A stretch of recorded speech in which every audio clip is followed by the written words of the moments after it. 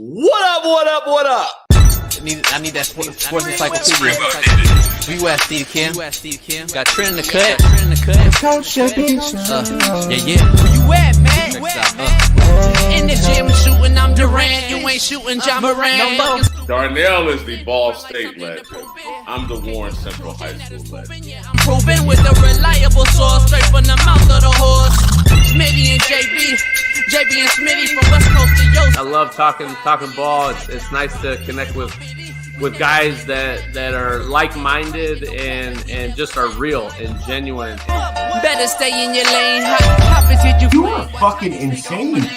Dude, what? You just will not give this guy his flowers. What is wrong with you? Oh, you must have thought I was a bitch. I am him. Use not it. What's the topic? With your logic when I flow. Big Komodo, how it's talking. Got to get back to letting the baby cry a little bit to see if they can soothe themselves. That's a bar. Issues get pressed so past it, don't get sacked like bags and baggage. Smitty and Jason Brown killed it, yeah, it's a rap. We what the game's been missing, we switched it and filled the gap. I identified him after his third fight, and I said that guy should be a star. I'm so proud of the show, bro. With the gap, Smitty and Jason Brown. To the Coach JB show.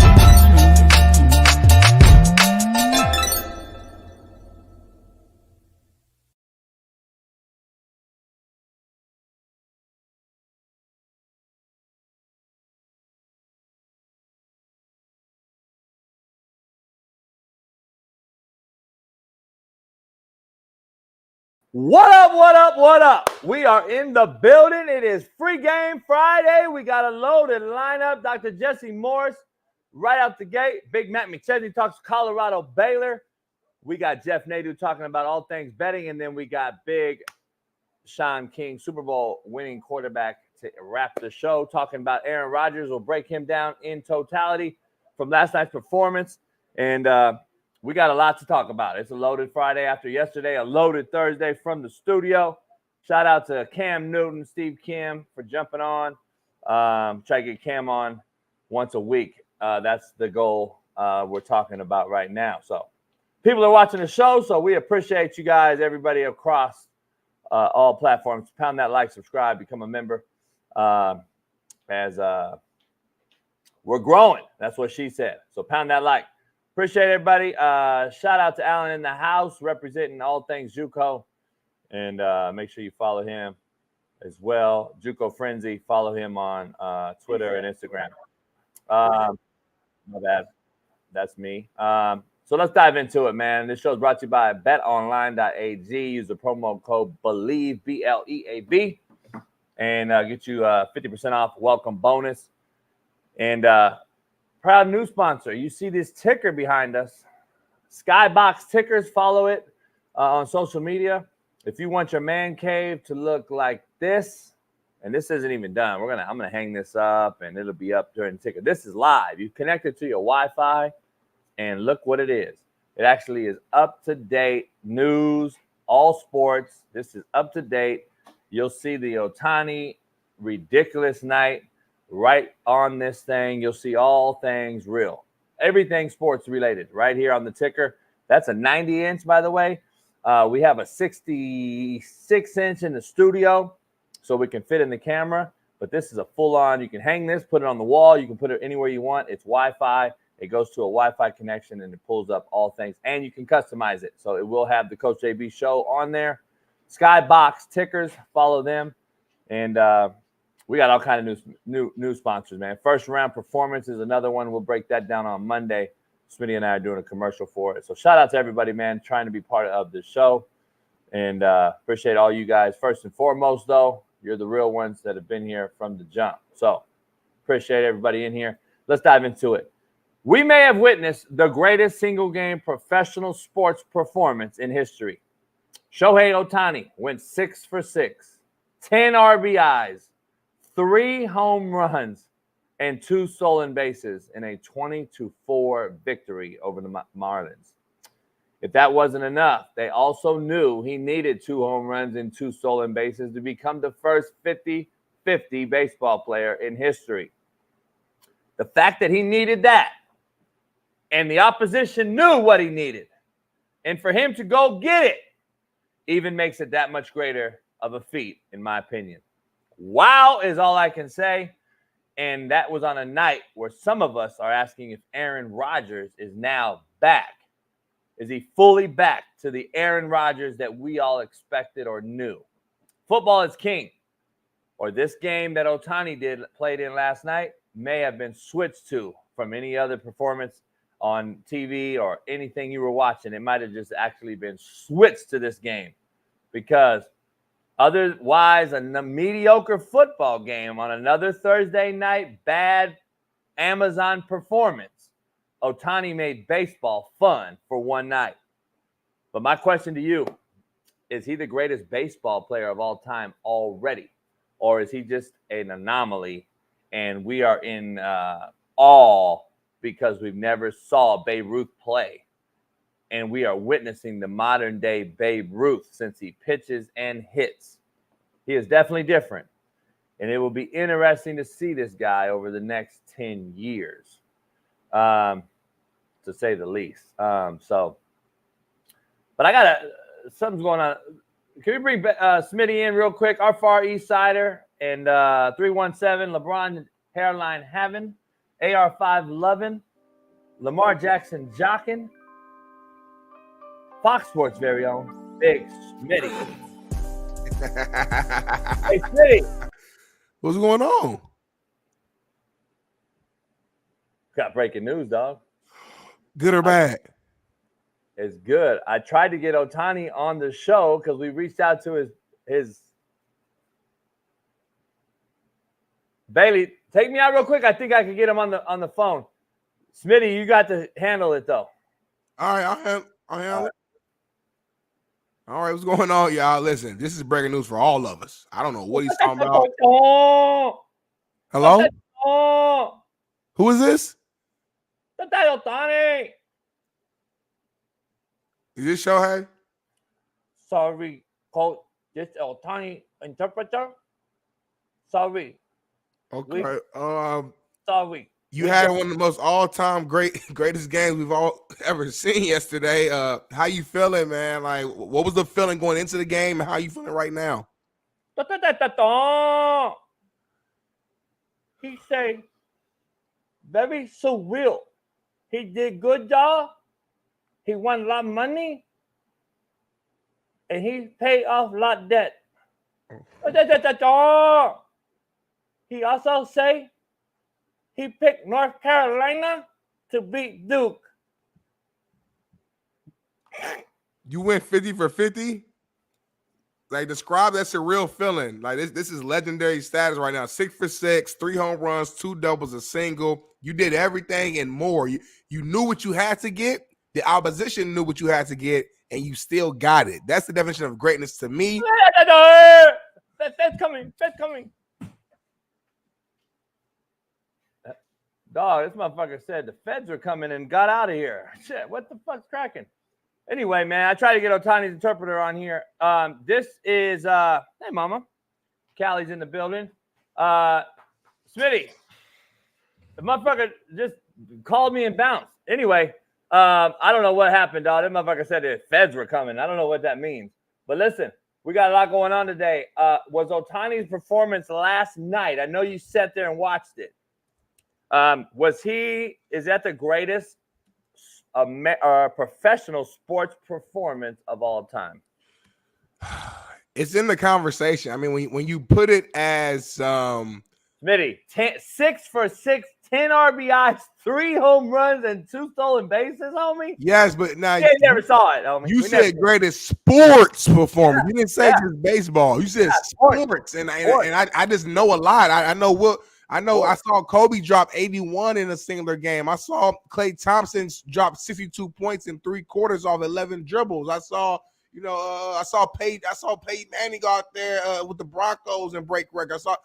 I've just seen a lot, JB. So when you throw it out there and put it as sports, I gotta be out there. I've seen some all-time great boxing performances. Like when you put it at all the sports, it's not an easy answer. You gotta think about it. Here it is, though. Most great performances we talk about there's one skill set involved. Baseball or basketball. Kobe had 81, but listen, All he had to do on that 81 night, not all, I think he's one of the greatest ever. I say that. You know what I'm saying is he just really scored 81. So all you talk about is him scoring the bucket, put the ball in the basket. That's all you really talked about. You see Tom Brady in the Super Bowl, he had that big yardage game, but they lost. The Falcons' performance, the comeback.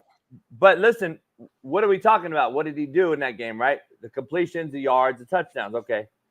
The most I've ever really broke down in boxing, it's mano a mano. Like, I don't know. This guy did fucking 7 things, homie. Like, you have to understand, he's touching different aspects of the game.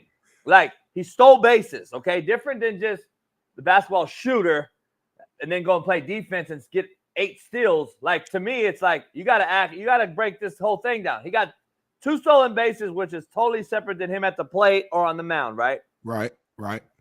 Then he goes 6 for 6 at the plate. Yeah. Okay. Variety of different at bats that they come with a different pitcher. Yep. Different pitches. And you have to, hardest thing to do in professional sports is hit a baseball. So let's put that in account of all sports. Hardest thing to do is baseball. And I'm not a baseball. I find it crazy. I'm defending this thing to start the show, but we're a real sports show. And I said I would be remiss if I did not bring this up last night because I'm like, our new ticker, Skybox Tickers, had it on there. And I'm like, what the fuck did Ohtani just do? I'm watching a football game. And I had to turn it. And I'm like, shit. I got to go back and watch the game. I didn't watch it. 3 home runs, Smitty.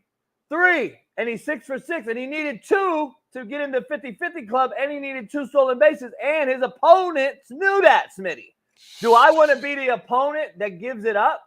Hell no, you don't. So I know. So why didn't they walk him? Why didn't they hit him? Why didn't they fuck?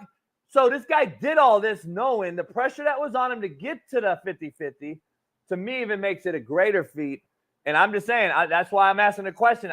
I'm not as old as some cats. By the way, he also pitches and shuts down the best hitters on the other fucking. He don't pitch no more, right? Right now, he ain't pitching. Right now, he ain't. But they say he may pitch in the playoffs. Got you. So, man. I hear you. I mean, it's just when you ask that's a big question. Is all I'm saying. When you say it's the greatest sports performance ever, you got to think. Like, it's not one of those ones where I'm just like, hell yeah. I consider moment.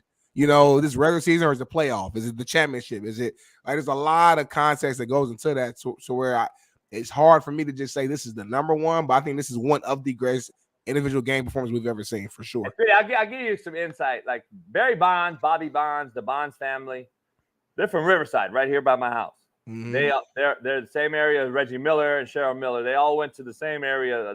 One went to, I think, Notre Dame, Riverside, Notre Dame, and the other one went to Riverside, another school before it's no longer there, I don't believe. But anyway, I got to meet him at this event, and I was like, Barry played football. And I was like, man, what's the deal? And he was like, let me tell you something. I played basketball. Because Barry Bonds was a good hooper, football player, and basketball player. He was like, baseball requires the most skill of any sport. Requires the most skill. Like, because of all the multifaceted arenas inside of baseball, of a game. Stolen bases. I got to worry about the pitcher. I got to worry about, him picking me off. I got to hit. Hand-eye coordination has to be unbelievable, but it is what it is. I think I've talked to a lot of people, like Keenan Middleton, who played football, who's on our show. Baseball requires the most skill, dog. I'm taking cats that play. I played, and I was just a pitcher and a hitter, but I don't know, dog. It could be something to talk about. But that performance last night, you got to at least bring it up. And that's why we were the realest show. We wanted to talk about it, but unbelievable. That's my favorite sport, so I'm not really tripping. Baseball is fucking horrendous to watch. I hate baseball. I think it's the boringest sport ever invented. But guess what? You got to talk about greatness when it happens. And Ohtani was great last night. But anyway, we'll leave it at that. Fuck baseball. Moving forward. It is October, about to be October, though, Smitty. And it is the best time for baseball if you're a fan. And I'm are we going to a Dodger playoff game? Me and you? Yeah. For real? Me, yeah. I'm a Doyer. No, I said you and I. Yeah, me. Yeah, I'm going. I'll FaceTime you, but yeah, we're gonna go. The Doyers, they're gonna win it all. They're gonna win it all. But let's dive into the show, Smitty. The Jets and Aaron Rodgers take out New England last night, hold them to 3 points. Interesting. We'll break that down. Joel Embiid, because we're a sports show, signed a 3-year, $192 million extension. After he sabotaged America in the Olympics. Shohei Ohtani with the most historic performance in history, in my opinion. We're talking about that. ESPN senior NBA insider Adrian Wojnarowski hired as a general manager of the St. Bonaventure's men's basketball team. And I'm sure he left because he didn't want to be a part of a woke organization. Aaron Rodgers, after throwing his second touchdown, appears to get mad at Robert Saleh. We're going to dive into the entire Jets operation as he tries to celebrate with him. But before we begin, Big Smitty's here. So let's dive into this show. I already introduced you. Just like you got to do it again. So we don't got to talk about it. That's the problem, man. Like, that's the problem when you read a script. That's the problem with you. That's the problem with you. Like, don't read a script. I don't read a script. I don't. That's what happened last night with the Crow and the Eagle. Let's dive into the quote of the day real quick. Brought to you by betonline.ag. Head on over there and get you 50% off plus welcome bonus. Woo! Smitty, we ready for this? I'm ready. Come on now. It's Friday. Discipline is the bridge between your goals and your success. They hit me right here. Discipline. Discipline. A lot of you don't have it. A lot of you on TikTok don't have discipline. Smitty don't have discipline. He see that, I'm not gonna say what he see, but you like a lot of men don't have discipline. A lot of people out there do not have discipline. Discipline is the bridge. It's the bridge, Smitty. It actually connects it. Yeah. Like you have a goal. If you're disciplined, you have success. If you're not disciplined, the goals never reach what they're supposed to reach. So, I mean, it's pretty straightforward and simple. I think it's real, especially as men. If you ain't got discipline in areas of your life, you ain't really got much.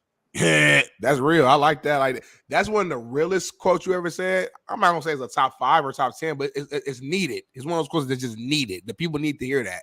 So top 5? Nah, it's not a top 5, but I like it a lot, though. You know what I'm saying? Like, some quotes you say is not like magical and like to be top 5 has to be some shit that I ain't never heard. Like this shit gotta be different. This ain't one of those, but it's needed. Sometimes you need to kind of re-speak, re-teach something to the chat, to the William Malloy, to the Ill Bills, to the Bransons, to the Rudy G's, to the King Justins, the Sugar on the Rim. They need to hear these things. So I'm glad you said that. That's why I say those things. I know my audience. Mm-hmm. Contrary to belief, brought to you by Prize Picks. Head on over to Prize Picks. Use the promo code Coach JB. Contrary to belief, Smitty, in difficulty lies opportunity. Come on. Contrary to belief, TikTok. If everything was easy, it's almost impossible to grow. You get comfortable, you get stagnant. Yeah, in difficulty lies opportunity, man. That's what I do. I always got difficulties happening. But I always look at it opportunistic. That's how I look at life, man.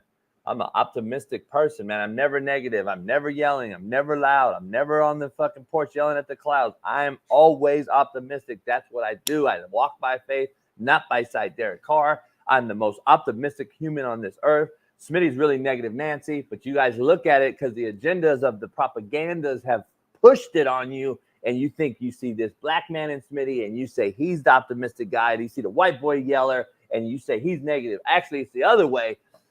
Anyway, I just want to throw that out there. Oh, my bad, Smitty. I didn't even know you were on the show. He preaching. He preaching. He going in. Let's dive into. He's lying, but he preaching. 2 things can be true. 2 things can be true. So, we need to get some shirts made for that. I'm not going to lie to you. I don't. You could. That thing's blowing up, though. Yeah, that's real good. Poll question, Smitty. Let's dive right into it. Ask questions. You guys chat. Come on in. Chime in. Give us a question. Give us an answer. Poll question brought to you by Skybox. Tickers for your man cave needs. For your bar back. For your bar if you own a restaurant. If you just want to put it in your man cave. Skybox tickers. Head on over there right now. We'll be having a commercial read on Monday for that. But check it out. Looks fire.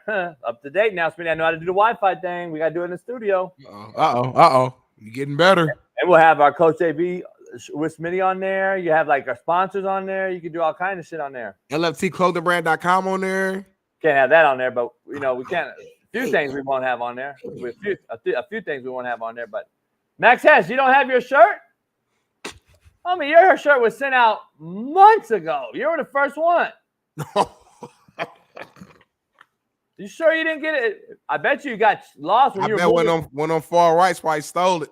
Nah, that motherfucker was going from Idaho to Washington to Texas to fucking Seattle. This motherfucker be driving in a motorhome just going all over the place and shit.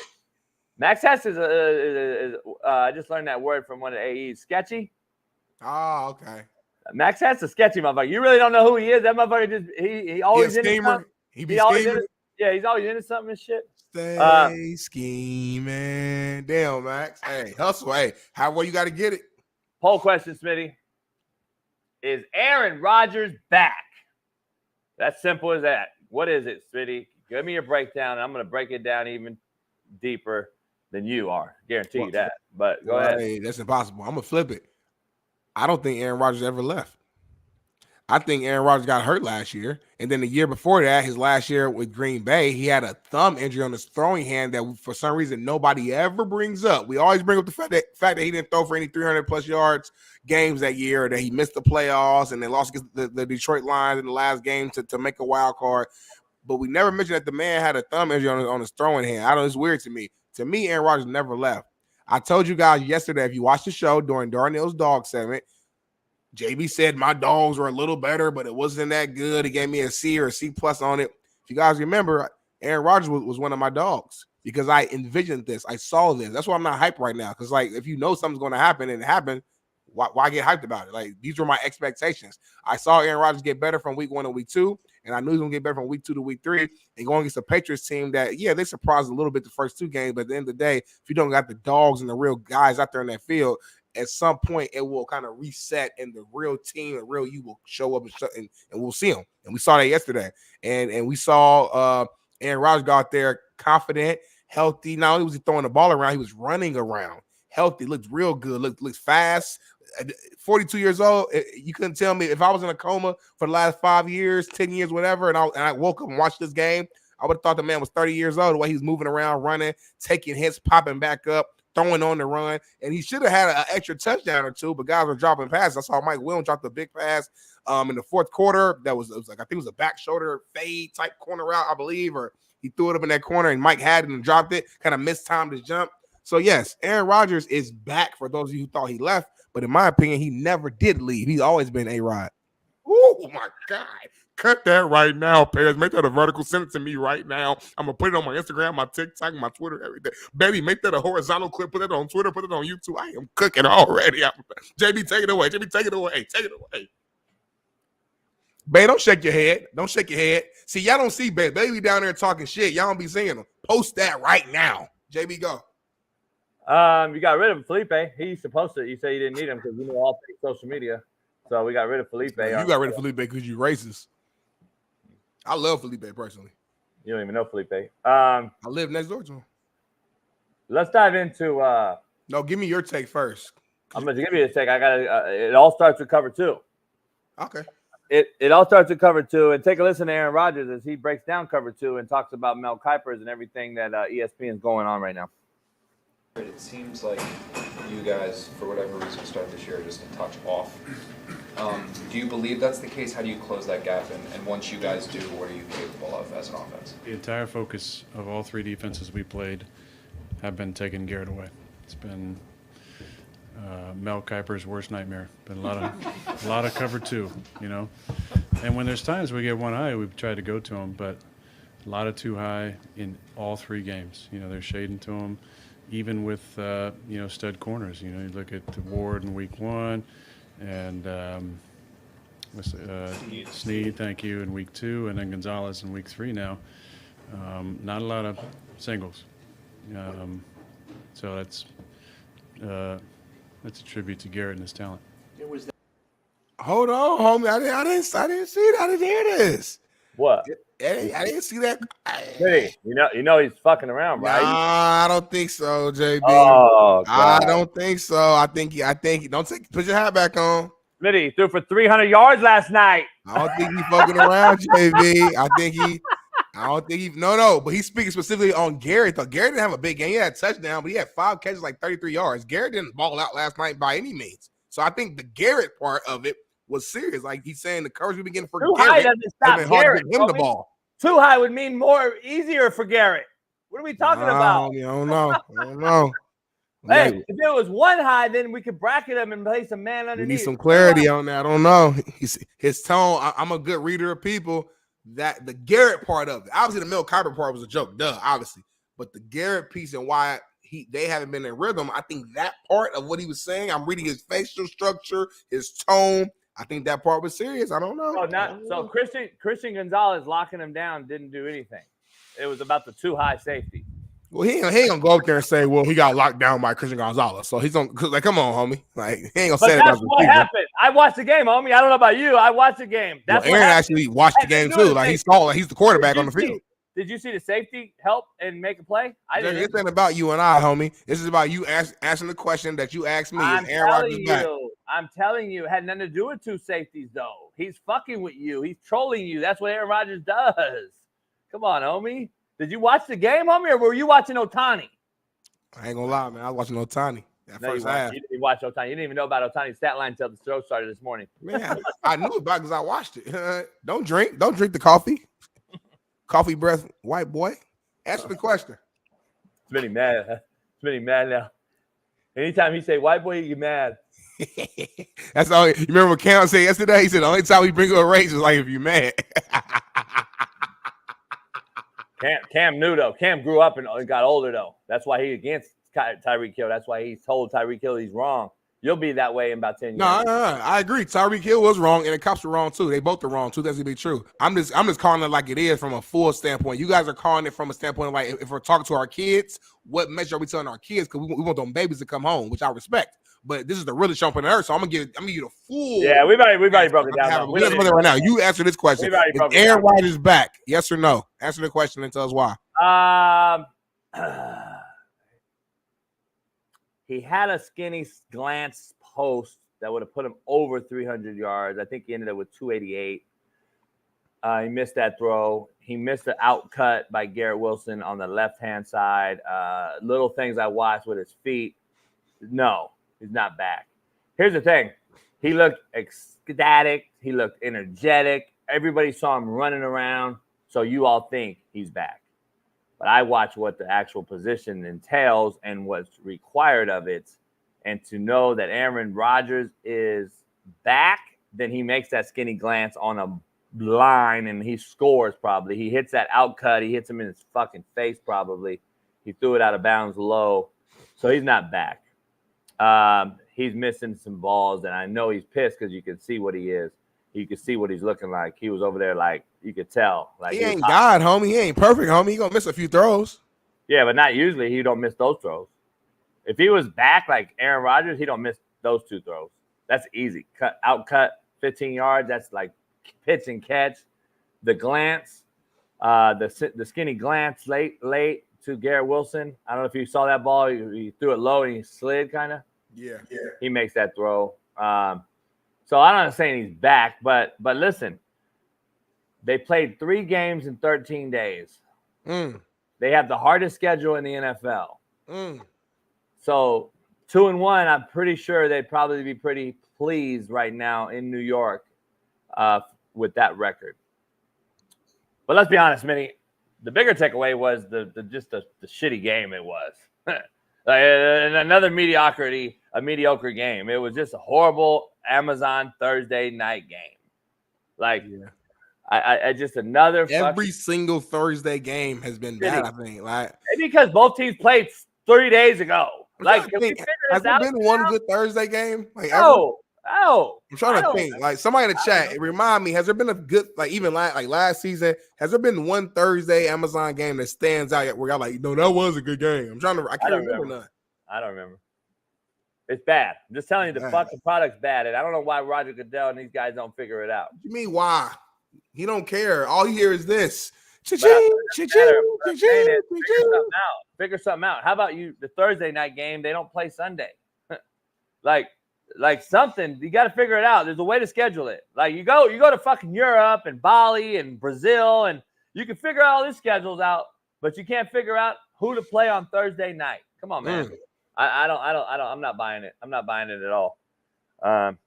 That's just me though. Well, you are buying Amazon Prime though to watch that game. I don't buy it though. How you watch it? They gave me it. Who's they? Let's dive into Gardner Minshew, Smitty. He breaks down what Max Crosby told him after throwing a pick versus the Ravens. Have you heard about this? I ain't heard this. Let's see it, Raylan. How big of a deal was Max's pep talk to you after the interception early on for the rest of the game? No, it was awesome, man. He grabbed me and just said, "Hey, we got your back, dude. Like, we need that Washington State Gardner. We need that, you know." And I was like, "Man, you're right, dude. Let me see if I can go whip that up real quick." But nah, man, that dude's a great leader. He does it the right way, man. And couldn't be more grateful to have him on our team. I mean, listen, Max Crosby, we know even just from the outside looking in, and you know him a little bit, he's a true leader. He's the leader of that team. He's been a leader since he's, really joined the team, in my opinion, but obviously once he became the guy. And that's a sign of leadership. You talk to your quarterback, a guy who is still somewhat new to the team since his first season here. He throws a bad pick. You want to make sure you uplift that guy. Let him know, hey, we got your back. Don't worry about that. It's football. We're going to make mistakes.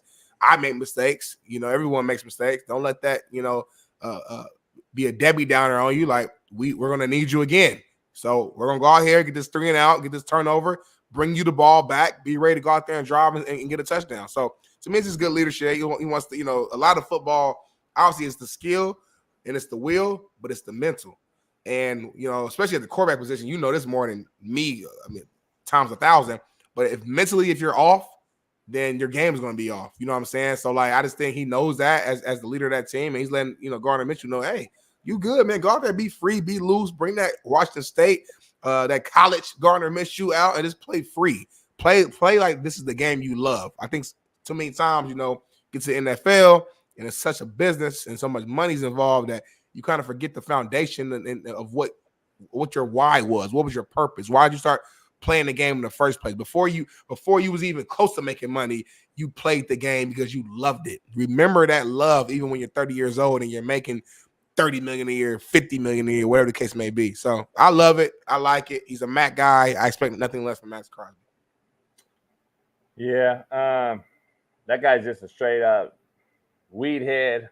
He drives around one of those VW buses, the VW with the surfboard on the top, and smokes weed, sandal, flip flops on. Yeah, crazy. Pineapple Express. Hey, we had a couple guests that were going to come on today, and it was going to be such a packed show. My boy Dave, DJ Pops. Yep. Was going to come on today, but he couldn't. He had to travel. He's going to come on next week, though. So Big Dave, you guys know him as DJ Ukulele's dad. Huh? He'll be on next week. And then him and his brother, who I grew up with, Yona, they'll be on next week together. Two Usos. And then we may get a special call in today. We'll see. We'll see if our main man, Dan Orlovsky, is going to call. Dan's a little bit upset with me. Not really, but a little bit. We had a little discussion last night after, I guess we have a little viral video out there apparently going around that Smitty posted on me that I didn't know about. And I don't have access to that page, so we'll see. We'll see if Dan calls in. We'll see if Dan calls in. Dan's got a little bit of family duties to handle this morning, but we'll see. Dan calls in. Be an interesting show. Could be an interesting show. Show's blowing up. People are watching. I'll just tell you that. I got a very interesting text from somebody that said, "Hey, JB, be careful. People are watching." I said, "What does that mean?" That's all I got. You need to tell me who watching so I can know. I can't tell you though. I might have to hop off or something, come back in. It's for white people. That's who I work for. Visibility restriction. Why my visibility is restricted on TikTok? Haven't done anything. You're just automatically restricted. Like it's like you jump on, they're gonna restrict you because they know who you are. JB, can you stop acting like you're not you? That's my thing. Like you say it's the really show. You say all this and that. I just got TikTok Shop. Yeah, it's a good thing. They're slowly trying to help you out because they see you've been getting a little better. But what do you do? What does TikTok Shop do? You can make money. You can sell merch on there. You can add your Coach JB store on there. You can, advertisers can reach out to you on TikTok and you can help get a promo code or whatever and sell their product. Like, it's a lot you can do. Just a way to make money on TikTok. But real quick, y'all, chat. JB says stuff and he doesn't remember saying it. Like, I think there's an actual two JBs. Like right now, this is regular, just steady JB, what you're looking at right now. But when he spazzed out the whiteboard with Mel Kiper, for those who watched the show yesterday, I think he blacked out and it was another JB. It was I don't know who it was. So he went back and watched the clip and he shocked himself. The man surprised himself. He was like, I said that? Yeah, homie. You said it live, homie. And he was surprised. So just watch JB, y'all. And moments during this show and future shows, if you feel like the other JB is starting to pop out, just drop it in the comments. This is JB 2.0. Whatever name y'all want to come up with, y'all come up with it. Hey, I don't recollect. Maybe you want to show it. I don't remember it. Kiper saying to take the safety.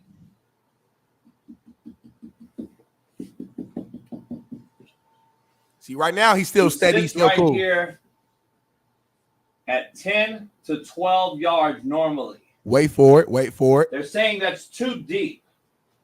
So now we have to cater to the offense even fucking more. Move them up here, and it has to be a referee behind them.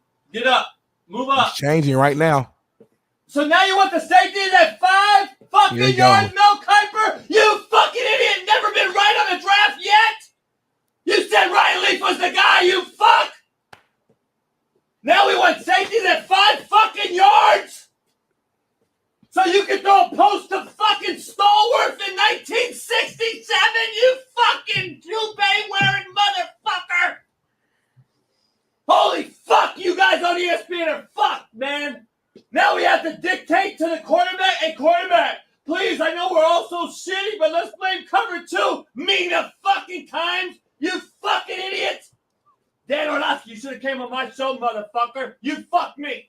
You don't know shit either, sitting there in them tight-ass skinny jean pants. You fucks. You motherfuckers don't know football. Get me on there, motherfuckers. You guys fuck. Did you guys see it?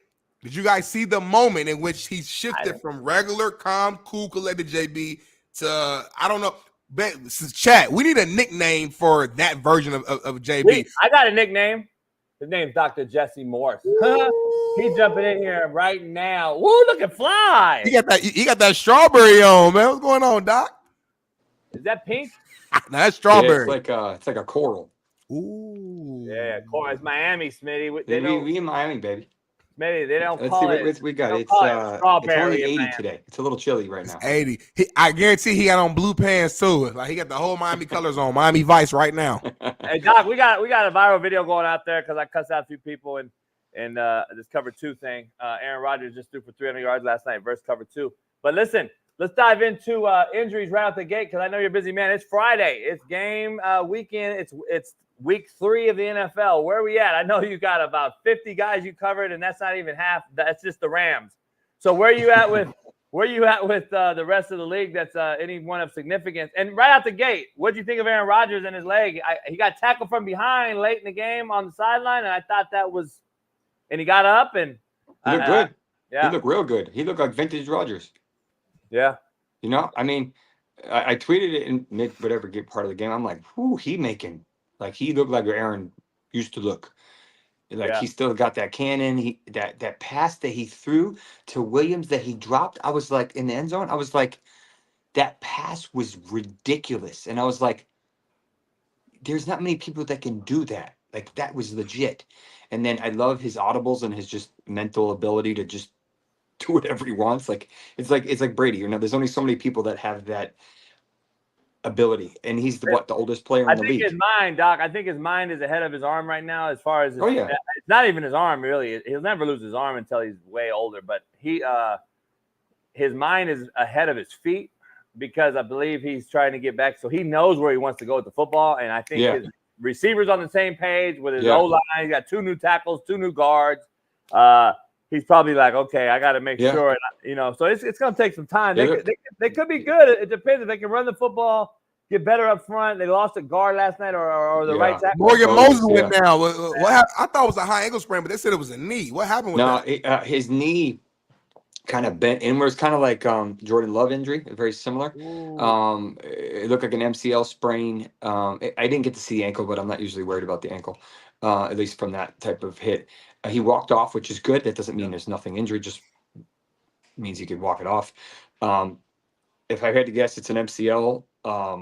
It could have been an ACL. It's hard. It's less likely, but it's possible. Meniscus sometimes is involved with the MCL. Those guys, a lot of the times they'll play through these or miss like a week because they'll wear the big bulky braces. Whereas the offensive players that are speed players they can't do that. It's too bulky and too uncomfortable. They may lose him, but they put that stud rookie in Olufu, or however you pronounce his name. Ashanu. They did a great job. I wish my Patriots did the offensive upgrade line that the Jets did. But it takes time. I'm surprised they're using Braylon Allen as much as they are. I'm a little disappointed they're not getting Garrett Wilson as involved as he should be. He should get 8, 10, 12 targets. It's that cover too, man. Keep it away from him. And not only that, I think Garrett Wilson's had some tough matchups.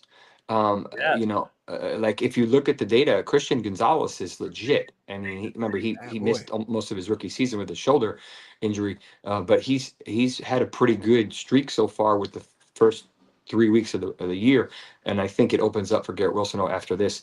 Then I don't think they're going to have as much issues. Mike Williams looked really good. Lazard probably wouldn't be on an NFL roster if it wasn't Rodgers at this point in time, but he looks good. They're on the same page. Conklin rose from the dead last night and looks fantastic. So overall, I think their defense looked pretty good. They weren't elite, but they weren't really facing a team that needed to be elite. But I think they got 10 days to heal up, and the Jets look good. Rodgers looks like he should, like you hoped him to be. The rest of the league, a little bit more banged up. I'm trying to figure out who's more injured, the Rams or the 49ers? I was going to say, I just heard George Kittle has some tightness in his hamstring. How serious is that? Listen to this, Smitty. Listen to this real quick. And Doc's going to tell you anyway, but no Nakua, no Cup, no Kittle, no CMC, no O-line for the Rams. Like all the stars in this game are out. Yeah, Debo's out too. Debo. That's right, Debo. There's no stars. So it's going to be Kyron Williams, a bunch of receivers most people have never heard of, and then Brandon Ayuk. Brock Purdy and Matthew Stafford. we'll see. We'll see how it plays out. Kittle. Okay, so we didn't hear anything about Kittle on Sunday. He practiced in full on Wednesday. He was not on the report. There was only 3 players on the report. Debo was one of them. Kittle was not, which means he had a full practice, nothing to talk about. He did not practice on Thursday, yesterday, with a new hamstring tightness. Call it tightness, hamstring strain, whatever you want to call it, usually means the same thing to me. The fact that you went from a full practice to a do not practice is bad. If you went from a full to a limited, okay, I can still function, but remember, he's 30. It's not exactly like he's 22 or 3 anymore. Right. We saw what happened to Ingram last week. We saw what happened to A.J. Brown, basically almost exactly a week, where that tissue just doesn't magically heal in 2 days, 3 days. And they really can't afford to lose another person for an extended period of time. So I think they'll probably play an error inside of caution and shut him down for this week. Not ideal for the game and for fantasy and betting and whatnot, but it probably.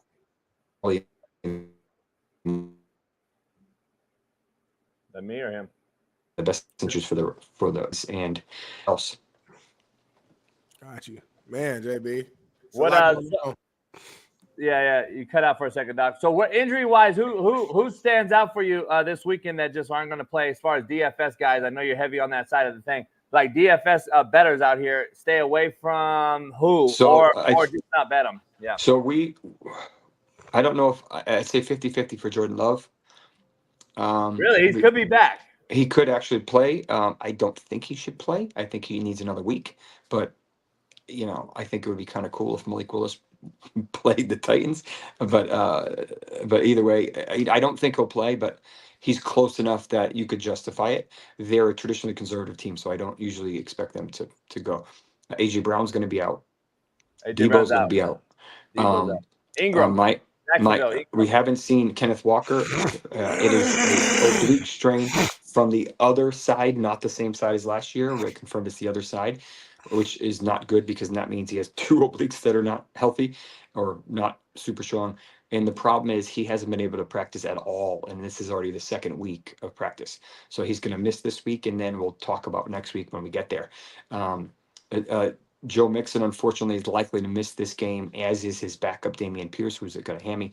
Mixon had that high ankle drop tackle, hip drop tackle that is likely a high ankle. It could be what we call a medial ankle. They said he got lucky, but show me on the field. Don't tell me in a report. Can you practice? No, you cannot practice. So we're going to see the guy who's had bilateral Achilles reconstructions in the form of Cam Akers go back and do a revenge game against the Vikings, I believe. Doc, I'm just going to ask you some names and just say yay or nay. I'm going to ask you a couple names. We'll just go through this real quick. Evan Ingram. No. Ooh, you said Kittle already. What about Jaden Reed, Packers? He'll be fine. Really? He's in. Got you. That's a good thing, I guess. Especially you DFS guys out there. Jaden Reed had a big first week. Cooper Kupp, update real quick. They don't have enough IR spots. Fuck. They can't put him on IR. Is that what it really is? He's literally going to be in a cast for 10 days, and then he's going to try to ramp up, which is going to take 2 to 3 weeks. They have a bye in week 6. What did he do? Week 7. What did he do? High ankle. God damn. That's just hip drop tackle. Hip drop. Yeah. Isaiah Pacheco. The one he did 2 years ago. Isaiah Pacheco for the Chiefs Queendom fan base is a huge one. I know he has a fibula fracture. Is he done? For about 6 weeks, yeah. Oh, so he'll be back this year. And Dr. Anderson did it. He's kind of like the top foot and ankle guy. He only does pros at this point in his career. They basically said in a statement he did not have any complications and he did not have any ligament damage. That's two very important statements. That means that's an isolated fibula fracture. That means he did not have a high ankle. He did not injure the ankle, what we call joint or mortise. That means that when he comes back in week 9, 10, somewhere around there, he will be 100% with no restrictions. In my opinion. Concerns for a big name out there? Any concerns for Justin Herbert? I know he missed practice this week, I guess. Yeah, also a high ankle. Probably a more milder one. He's been trying to play or participate, but he hasn't really been able to do a whole lot. This is the same foot as the plantar fascia injury a month ago, so I'm gonna ask you that. Kind of a double whammy. They're running the ball a ton as it is. Part of me says he'll play, and part of me says they're going to shut him down. So this could go either way this week. He's not going to have really much mobility at all. So he's going to have issues with that. How about David Njoku and Myles Garrett? Njoku's out. Garrett, he's had that foot, but I think this is just what he does during the week, but I haven't heard an update on him. My suspicion is he'll probably play, but I don't know what he's dealing with. They just haven't said anything. I didn't see a play that it happened on. We'll probably hear today that he's going to play. If he doesn't play, then it's a bigger concern, but I think this is just how they're managing him. Any word on Keenan Allen? Keenan Allen and I know a lot of people want to know if he's back, if he's fully healthy. I know they have Taven Jenkins over there in Cleveland, also an O lineman. Can they help Caleb? Plantar fascia of the right foot. This is a chronic injury. He's been doing this for several years now. Last year comes to mind. He played through that. My suspicion is he might have actually partially tore it, because usually if it's just plantar fasciitis, it sucks, but you can play through it. That's what Herbert had in the preseason. In my opinion, he likely partially tore it. So painful, hard to cut, hard to run. Basically what happens is the arch of your foot starts to collapse because the ligament that holds it up is really, really weak. So whenever you put your foot down, the arch kind of collapses and it hurts like hell. So for a route runner, probably not the best thing you're trying to do. They don't look very good anyway right now. DJ Moore is a stud, but he really hasn't done a whole lot. And it's probably because Caleb doesn't have enough time to do anything. 2 seconds, he's already getting pressured. And he's just not very good. he's done. We thought it was going to be, but yeah. you know. Let me ask you this, Doc. Right now, according to my ticker back here, we got this new ticker that's updated. It said Nico Collins is back. Is he back? Is he going to play? Yeah, so I think they were just being cautious, and they sat him out Wednesday, even though he's not a true vet. I guess he's 26, but third year. They're giving him that extra day of rest. I think they called it a hip and a foot or something, but it was just a formality. Him and CeeDee Lamb will be fine. They're neither concerns about either. What's going on? No, what's going on real quick? I'm a Colts fan, so we had a lot of injuries. I feel like this last game. What's going on with the rookie Latu? He had a hip situation. I think he didn't practice Wednesday. Have you heard anything on him? So I did see that. I saw they put Buckner on IR. I saw that the rookie, however you pronounce his name, had a hip, but I haven't seen any updates. Okay. I was initially concerned about Richardson suffering a hamstring strain because I saw him grab it when he was late in the game, but it wasn't enough for him to get on the report. So maybe he got lucky. My suspicion is he'll probably play day to day, and he said he did not practice this week. Yeah. So day to day is usually a good designation. When you start to see week to week, that's when it becomes more chronic. I think we'll see Josh Downs come back this week, and we'll see him open up the offense. Hopefully, I mean, I love Adonai Mitchell. I love the cannon of Richardson's arm. He's a little inaccurate and sporadic, but they've also had the highest drop rate in the league last week or collectively. So Downs won't be 100%. He's still coming off that high ankle, and it will zap his explosiveness, but he's very good at what he does. Pittman hasn't been really good yet. And you saw pretty much Taylor out of the game in the fourth quarter because they were down, and he's not much of a receiving expert. So they literally pulled him, which is kind of unfortunate. But and how bad is their rush defense? The Packers were just running through them. They were at 260. That doesn't really happen a whole lot anymore. So obviously that's probably their primary weakness. First 2 weeks, Texans, they killed us with Joe Mixon, and then Josh Jacobs and the Packers running game killed us. And now we don't have DeForest Buckner, our leader in the interior, for the next 4 weeks. So I don't know. I'm getting nervous as a Colts fan. I'll say that. Yeah.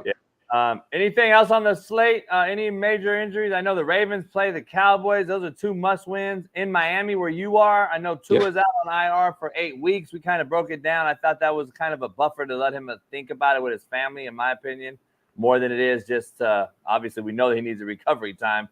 But we also saw him last year not get hit at all, and then he gets banged this year. So it's been 2 years, and he's back out. So I don't believe he's ever going to be safe haven. Where you at with him? Is Mostert back? They're leading. So I think Mostert will come back. The real question is, how is Skyler going to look? Because it's all dependent on him. Tua is out for a minimum of a month. We don't have any details after that. How long does it take to him to clear the actual protocol? It took almost between 2 and 3 months last time in 2022. And you saw how easy, quote unquote, easy it was for him to suffer that concussion. It wasn't a crazy it wasn't a crazy injury, right? Yeah. It was just him kind of running, and then the dude basically caught him and fell. So unfortunate, and we'll see when he's able to come back. Yeah, no doubt. What's on your slate for the weekend, Doc? Just football? No, just ramping up. This weekend we're staying in the city. Next weekend I'm going to go see Shadur play UCF. Okay. They're down there. Yeah, they're playing UCF in Orlando next weekend, and then we're heading in October, so it'll be interesting to see. I'm actually excited to see the Red Rifle come back. We'll see if that offense can get going. There's some good games on the slate this weekend. It'll be interesting to see how Monday plays out with the dual Monday night footballs. If Jamar Chase can get going, if Higgins probably is going to come back, Kazeki will probably play with his calf. I want to see Jaden Daniels again to see how he's doing. But overall, I think it's going to be a great slate, and a lot of guys injured already, and we're not even in finishing week 3. So. God, man. Well, hey, Doc, always a pleasure to give us the update on Friday. We'll see you Tuesday with everything that's happening, and enjoy the weekend. You too, guys. All right, bud. Follow Dr. Jesse Morse. Follow Dr. Jesse Morse. We got a lot going on. That's right. I forgot. There is 2 Monday games, huh? Oh, yep. They're starting at this upcoming week. Yeah, It's a 2 good call. fucking shit games, too. Let me tell you. Jacksonville at Buffalo, Washington at Cincinnati. You got to be fucking shitting me. Jacksonville at Buffalo could be a good game, depending on which version of Trevor Lawrence is and D. Jones's Jags show up. We know what Josh Allen going to do. And the Bills actually look pretty good so far, even though they don't have a lot of big names. My thing with the Monday night games, though, they overlap. I don't understand why they do that. They overlap. I can't watch both games fully, so I don't know. I can. Not fully though. I can.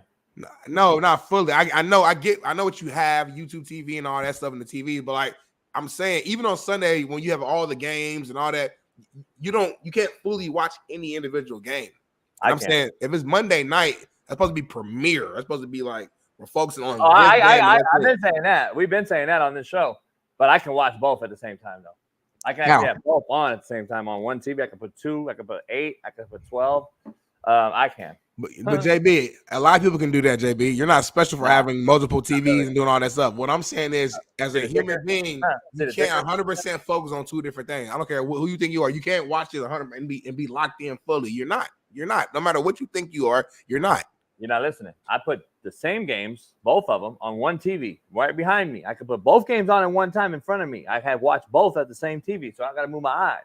But I'm still telling you that even in that type of setup, JB, Jason Brown, I'm better than you. The way your brain works, you can't watch literally both exact things happening at the exact same time and know 100% what's going on both. Not to a deep dive level. You can't. Your brain don't work that way. Do your research, homie. Look it up. You can't. I don't need to do research. You definitely can't. I'm a multitasker, homie. I coached, recruited, and I built the office and the weight room. I did all at the same time. Homie. You did all that separate. You did all that separate. I still watched it. I still watched it at the same time. When you recruited, you was on the road, homie. You wasn't coaching, homie. You was on the road. You got to understand something. I'm better than you. Homie, you're not better than me in much. I give you a handful of things. It's not very hard. It's really you can smoke better than me. You can drink better than me. That's it. I can watch. I can. That's a shirt. Homie, get a shirt. You can't, homie. Ready to get a shirt made right now. Fuck, man. I can. That's the new shirt. Bailey, don't get that shirt made. It's gonna be a waste of your time, and I care about your time because we ain't gonna make no money off that bullshit shirt. Don't make it, Bailey. We're making money on this shirt though. CoachJBStore.com. That Trump. Smitty, why you sad? Hey, Smitty. I'm not sad at all. I just don't comment on politics. This is a sports show. Hey, Smitty. Hey, Alan. I'm curious, Al. What's your takeaway with Aaron Rodgers and Saleh last night? We're going to dive into that with Matt to start off with Matt after this commercial break. I got to get me some coffee. I got to take a piss. I got to do some push-ups real quick. Can you wash your motherfucking hand this time after you touch your shit, homie? Time will tell. Be back in 3.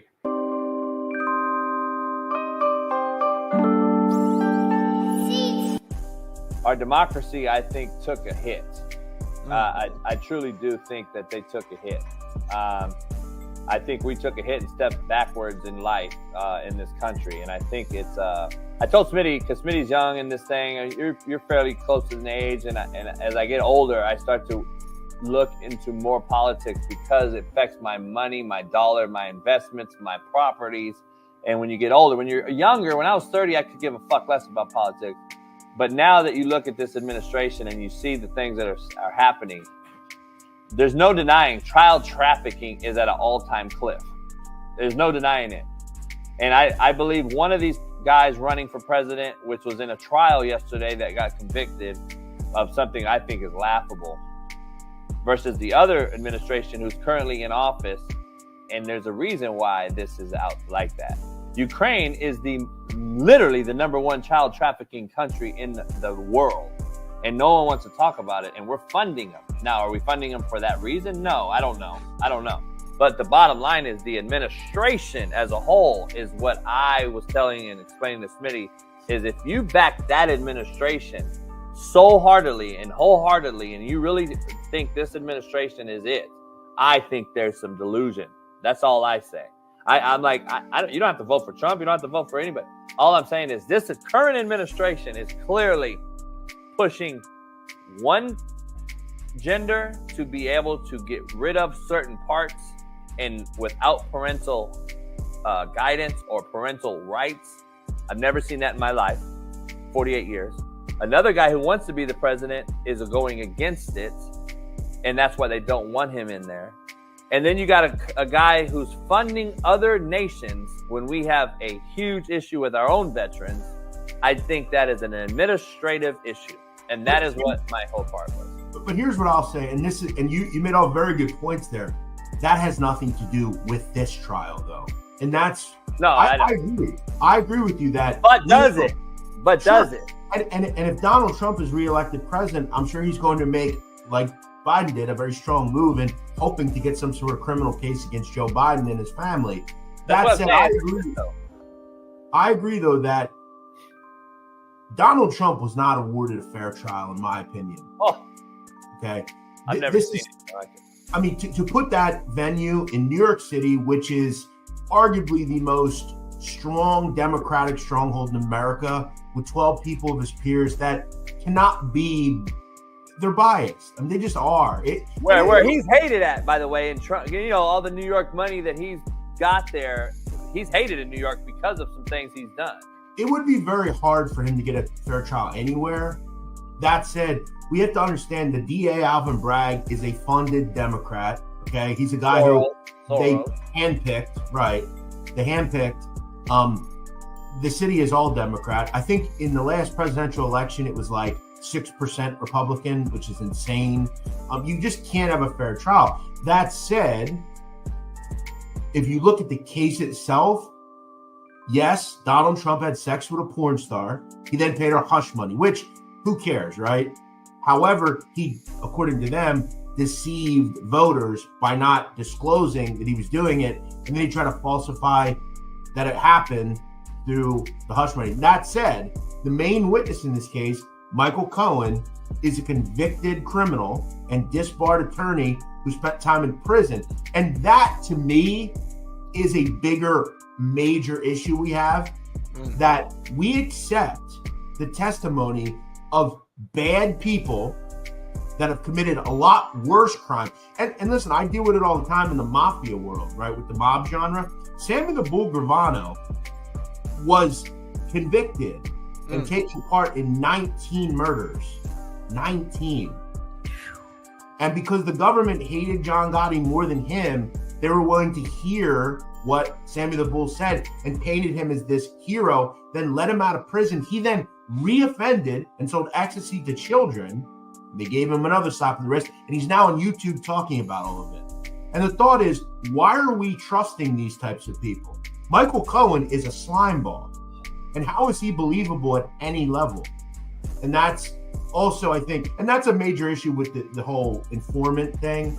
Yeah. When do we stop? And Jeff, you are very well in tune with the courts and how the legal system works, and I know a lot about it as well, as far as a young knucklehead that had to go through that and understand it. I've actually defended myself in trial without its attorney and whipped the shit out of an attorney, by the way. Yeah, one of my favorite. Boy, JV. One of my favorite things in life that I've ever done.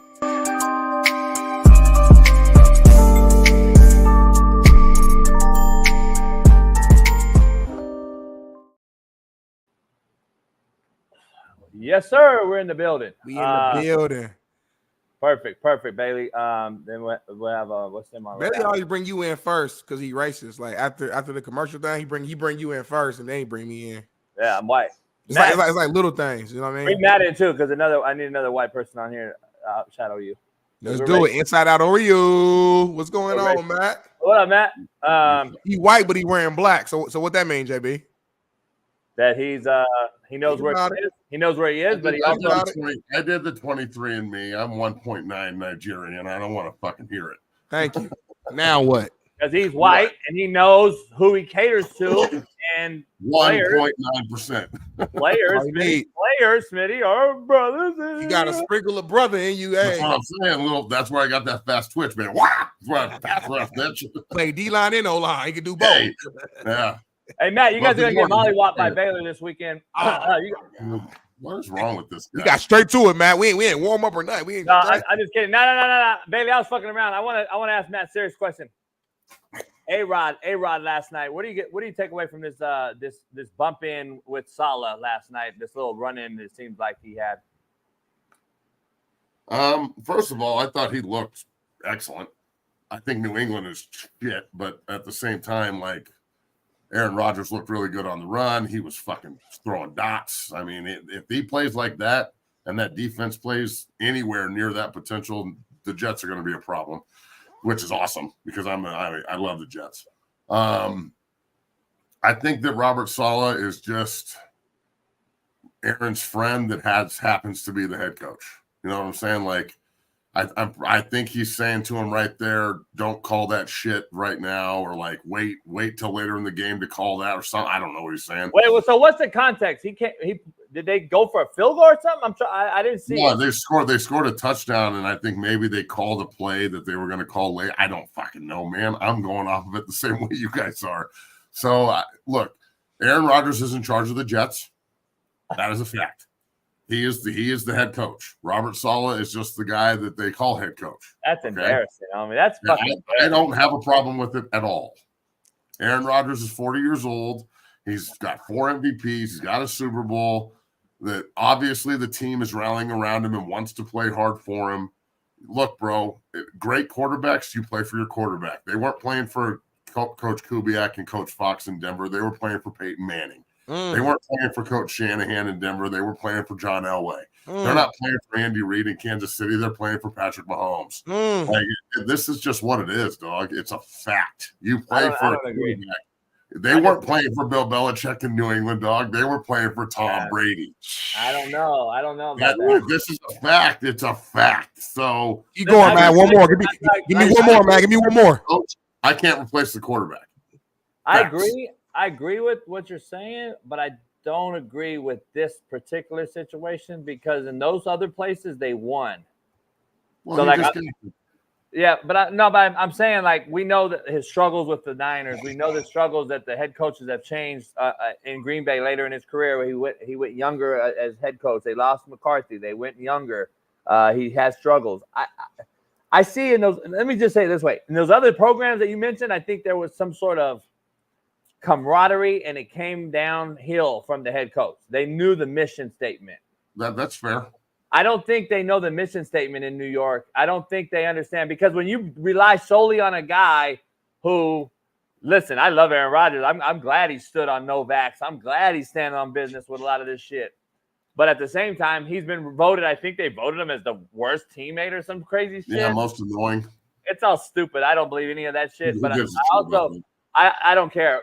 But I also look at it as it only can take you so far, Smitty and Matt, I think, because you got young crew there. You got a young Garrett Wilson, a young Sauce Gardner, guys that look up. They're young as shit. They have last night they said they have handing off to the youngest player. Did you see Garrett? He missed him on an outcut yesterday, which I told Smitty I missed him on the outside and missed him on that back shoulder throw he used to throw to Devontae all the time. And the skinny 8. He missed him on the skinny 8 late and threw it in the dirt.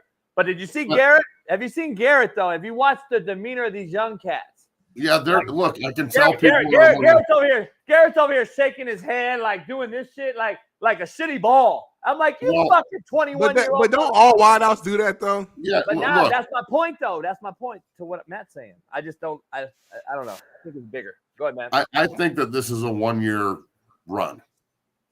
Okay, if they everything is on 1 year. So all the extracurricular shit and all the I didn't get the ball and all the fucking, Aaron Rodgers is this, Aaron Rodgers is that.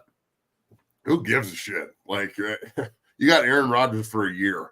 Everybody sack the fuck up and grab your nuts and understand that we're all in this together, and let's go fucking win some football games, because the Jets haven't been in the Super Bowl since 1968 and 68. Mel Kiper, what a fucking idiot that guy is, by the way. And then on top of all that, they haven't made the playoffs in 13 years. And why did you guys both cover your faces like that? I got a little viral video pinned in right now. No shit. You got a viral video? Oh, really? Right. Oh, no way, motherfucker. Is it the one where you called out entire ESPN and looked at the camera and said, "Hey, motherfucker"? Hey, Matt, JB went on there and said, fuck your bitch in the click you claim. West Side, where we rock them, equipped with game. I said, damn, JB. Like, it was. You used to be a player, but I fucked your wife. I'm like, damn, JB. I don't know what I say sometimes, but it is what it is. Be that as when you spiked the marker, I was just like, yeah, let's go fucking play. Hey, he really broke it too, man. Like, hey, Matt, it by don't the work. way, I was pissed at myself because I was looking at Smitty and I'm like, this ain't a regular marker. This is a goddamn touchscreen board marker. You know that what yeah, it goes dude, on. you're fucked now. Now you got to use your finger or your dick. Yeah, oh, God. It's gonna get weird. And one of those ain't big enough, so he got to use the JB's other doing one. handstands trying to like fucking get up there and write with it. It's gonna be fucking weird, dog. It's gonna be crazy. Smitty don't wash his hands after he pisses, so we're fucked. Hey, that's also weird. Damn, Schmitty, you're a man of God. I don't grab it though. Like it's so damn. It just fall out. Don't you think you should just wash your hands before you go pee? I do. I wash my hands. I don't like the world's nasty, and then you're gonna go grab your shit and then wash your hands afterwards. That means your shit's not. I agree with that, but you got to do both though. Like you can't wash before pee and be good, in my opinion. Wash no, before, it's a double wash. The double wash is necessary. But Gotcha. hey, that's cool. Back to the Jets. Me, especially mine. You know, because the shit that I pull mine out of is just it should be washed all the time. So let's dive into. Let's dive into the show. Let's get back to football. Let's get back to football. I don't know what you guys are doing. It's a football show, JB. It's a football show. We'll talk about AE and all that. So you be doing. I got about 10 minutes. So yeah, you got 10 minutes. All right, Matt. Let's dive into Colorado-Baylor. Colorado-Baylor. It's on the road, right? No, it's at home. It's at home. It's at home. Yeah, I don't follow Colorado. It's at home. Yeah, we know. All right, you it's at home. Shit. You don't fucking know what you're talking about. You guys, I'm sure like T.O. and everybody will be there because they're 2-1. What's going on with that? Why are you trying to be funny, JB? Like you know. It's the game day. Is game day there? No, I don't know where game day is this week. It's the return of the Big 12. It's a big night for CU. Baylor's a good team. Their defense is pretty good. They cannot play quarterback to save their life. They've got real quarterback problems. So they're going to struggle throwing the ball, which is a huge advantage for us. It's going to be raining and nasty, and that's hopefully that everybody can function in that regard. Is that time of year already in Colorado, huh? It's just raining, bro. It just rains. Oh, it's not that time of the year. It just rains. Sometimes it rains. We don't live in a fucking scorched desert hellhole that never gets any fucking rain. We got fires going on like crazy right now. Yeah, well, maybe you should fucking pray for rain then. So, look, I think that this is an opportunity for Colorado to shut you up and shut the country up and just continue to just win and shut everybody the fuck up. So if it's Colorado against everybody, that's what it needs to be. Last year, I wish they would have taken that mantra and had it work for them a little bit more. This year, I know they are. I know everything's closed doors. They are, they're not really talking to the media, trying to stoke fires like other teams are. And Baylor did a good job this week of not talking shit. So this is I'm kind of glad it's just another game to see how everybody goes out and responds, see how the offensive line responds to a Big 12 front. Baylor's pretty good up front. Their front eight are pretty good. So, I'd like to think that they're going to go out and play well. I'm sure that all the haters, including you and all your cronies here in the comments, think we're going to go 4-8 and shit, and that's fine. But right now we're 2-1 and things are looking up, and Saturday night should be a really good time. I might have to catch a flight and pull up, man. If I pull up, Matt, I need you gonna plug me in with 2 tickets? Yeah, dog. I got you. All right, then. There it is, JB. You can't go. Like I can't. You can't go Saturday. You can go down the road. Why can't I go, JB? Because you'll get jumped for being my co-host. No, they know we don't agree. They'll jump you. Right. They won't jump us. They won't jump me. I'll shoot everybody. No, they won't. Let's dive into. You do what, JB? You heard me. Smitty or Matt, let's dive into the college game real quick. Let's dive into the college week real quick. I got to dive into. It's not a very interesting slate. There's a couple interesting games, but I just want to dive right into a few and get your takes before you get out of here. Illinois, Nebraska, 2 top 25 teams, both undefeated. You've seen one of those teams. Illinois beat we thought a good Kansas team to start the season. They're going. They're undefeated. It's in Lincoln. Where you at with Illinois, Nebraska tomorrow? No, they play. That's tonight, ain't it? It's tonight. Yeah, Nebraska. I'm sorry, tonight. That's why I mentioned. I think that it's going to be a dogfight. Brett Bielema is going to have his team ready to play, and they are going to run the fucking ball and take the under. But I think Nebraska will win at home. And even if they don't, you lose to a ranked Illinois team, you got to regroup next week and go back to work. So this is a big game for conference standings. A lot of people thought Nebraska's schedule was a little easy going into Ohio State week 7. Yeah, a lot of people think they can go 7-0. Yeah. Yeah, and now they've got, ranked Illinois on deck with Brett Bielema. So you cannot take a Brett Bielema team soft. They are tough as fuck, and they are going to run the ball down your throat, and they're going to throw play action and play defense.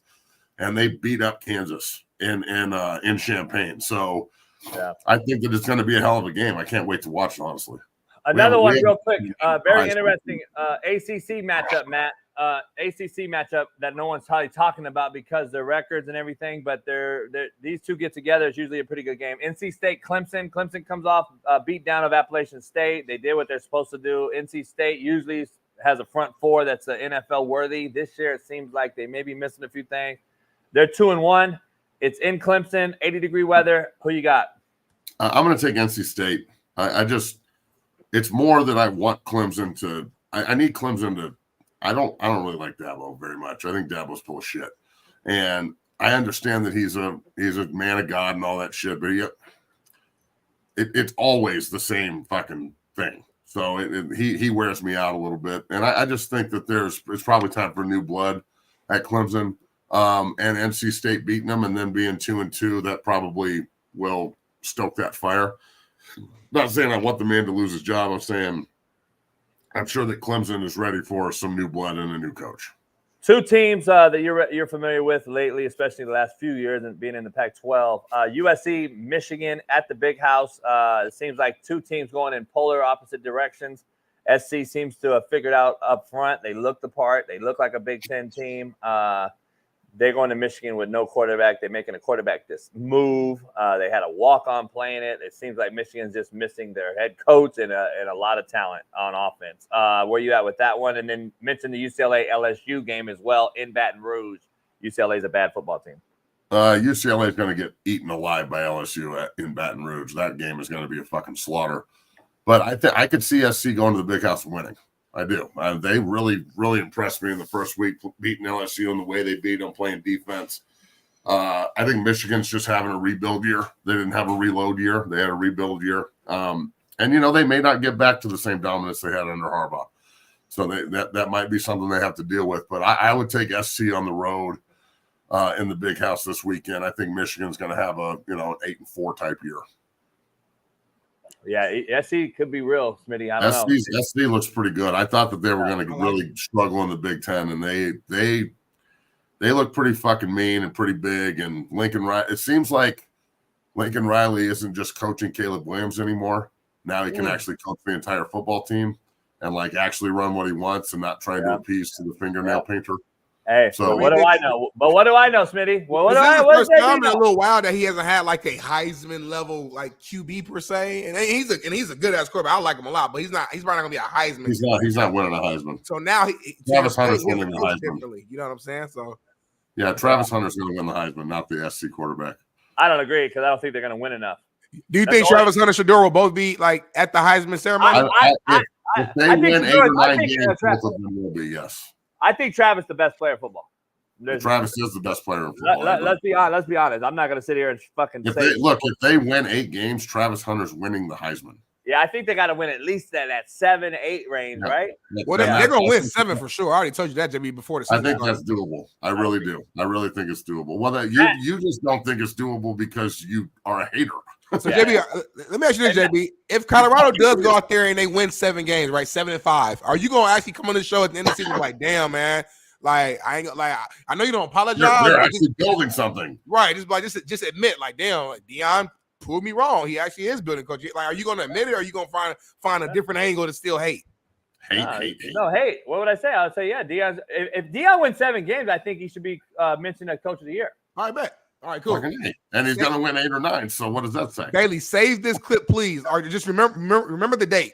Yeah, they won't. I think we should end it on that one. We just got some positive shit about CU from JB. Wrap it up, man. I just don't think they're going to win 6 games. I don't want to hear. You don't think they're going to win 6 fucking games? I don't think so. Hey, Matt. He's such a hater, dog. Matt, real quick, though, I don't know. I know what Deion did to him. I thought him and Deion were tight. Like they be talking. Cool, Deion. You and Shiloh be talking. It's like I thought y'all were cool. Exactly. Real recognize real, right? Have you ever seen them hate on me? But you don't never show him love. I show him love. I just keep it real. Hey, listen. Real quick, Matt. There's a very interesting slate. 2 games. I got to get your take. I know you're leaving. Utah, Oklahoma State. Very intriguing matchup. 12-14, both 3-0 in Stillwater. Utah's quarterback situation seems to be in limbo with 36-year-old Cam Rising. Where are you at with that one? And then Tennessee, Oklahoma. Two blue bloods. Go ahead. So, look, Oklahoma State, Utah is going to be a fucking dogfight. 2 old-ass quarterbacks, 2 guys that are like 3 years older than some of the starters in the NFL. And look, Utah is going to have an experience going to Stillwater. It's the only stadium in the country that runs east and west instead of north and south. It's right on top of you. It's loud as fuck. They're going to want to introduce Utah to the Big 12, but Utah's no punk. But I also don't think Utah is the same team they've been in the past. I think they're good. I don't think they're great. Cam Rising can't stay healthy. If he's healthy and there's no problems, I'd take Utah. But with him being a little banged up, I'm going to take Oklahoma State at home. And then Oklahoma, Tennessee. Look, I watched Oklahoma really struggle with Tulane. Tulane's a really good team, but they're no Tennessee. You got to really button this up and be ready for the Vols when they walk in because they are fast, they are mean on defense, and they are just running the score up on people. And I know they haven't played anybody yet, but now they are. So now we'll get a litmus test for both teams. I think Oklahoma is going to play a lot better than people think. They're playing at home. It's their first SEC game. And I'm going to take Oklahoma in Norman. I think that they beat Tennessee at home and show the SEC that they're not just another team coming in. They're the Oklahoma Sooners.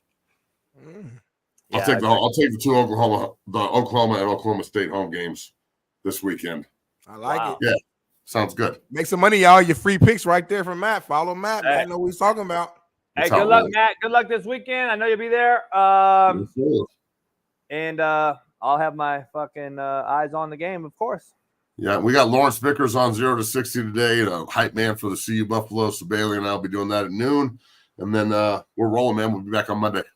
All right, brother. Sounds good. You have a good one. Later. Go Baylor. Let's dive into I did that on purpose because Matt saw it. Let's dive into oh shit. What, homie? I lost mine. You got ADHD, homie. Lock in. Dive into what? Calm down. I got fucking ice in my veins. I don't panic like you. You be panicking. Ooh, hey, I wish I could see JB like before the show. Motherfucker be that ain't panic. That ain't panic. That means that I know what's cracking, where we are, what we got going. Jay Earn, Jay Earn says SMH. He does the emoji. This one. Yeah, like he's thinking. Like he's like, what? He don't ever say nothing. Oh, AC Green looking motherfucker. Well, you can't get mad though, because you don't really know where he stands. So you cool. Nah, I just do that. He might be agreeing with you on everything you say.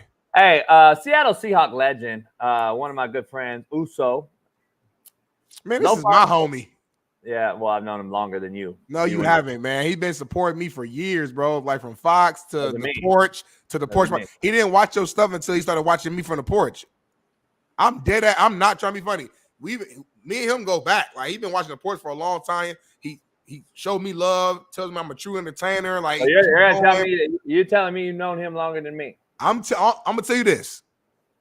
The reason why he watched Coach JB show with Big Smitty is because of me. He did not watch the show before me. I don't know when you two met. I can't argue that. All I know is he did not watch this show prior to Big Smitty joining. I know that for a fact. For a fact. I can show you messages. This is my guy.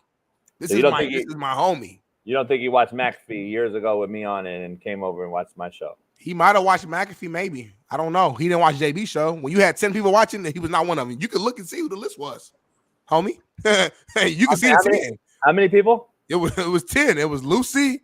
It was fucking Chris. It was Nurse Court.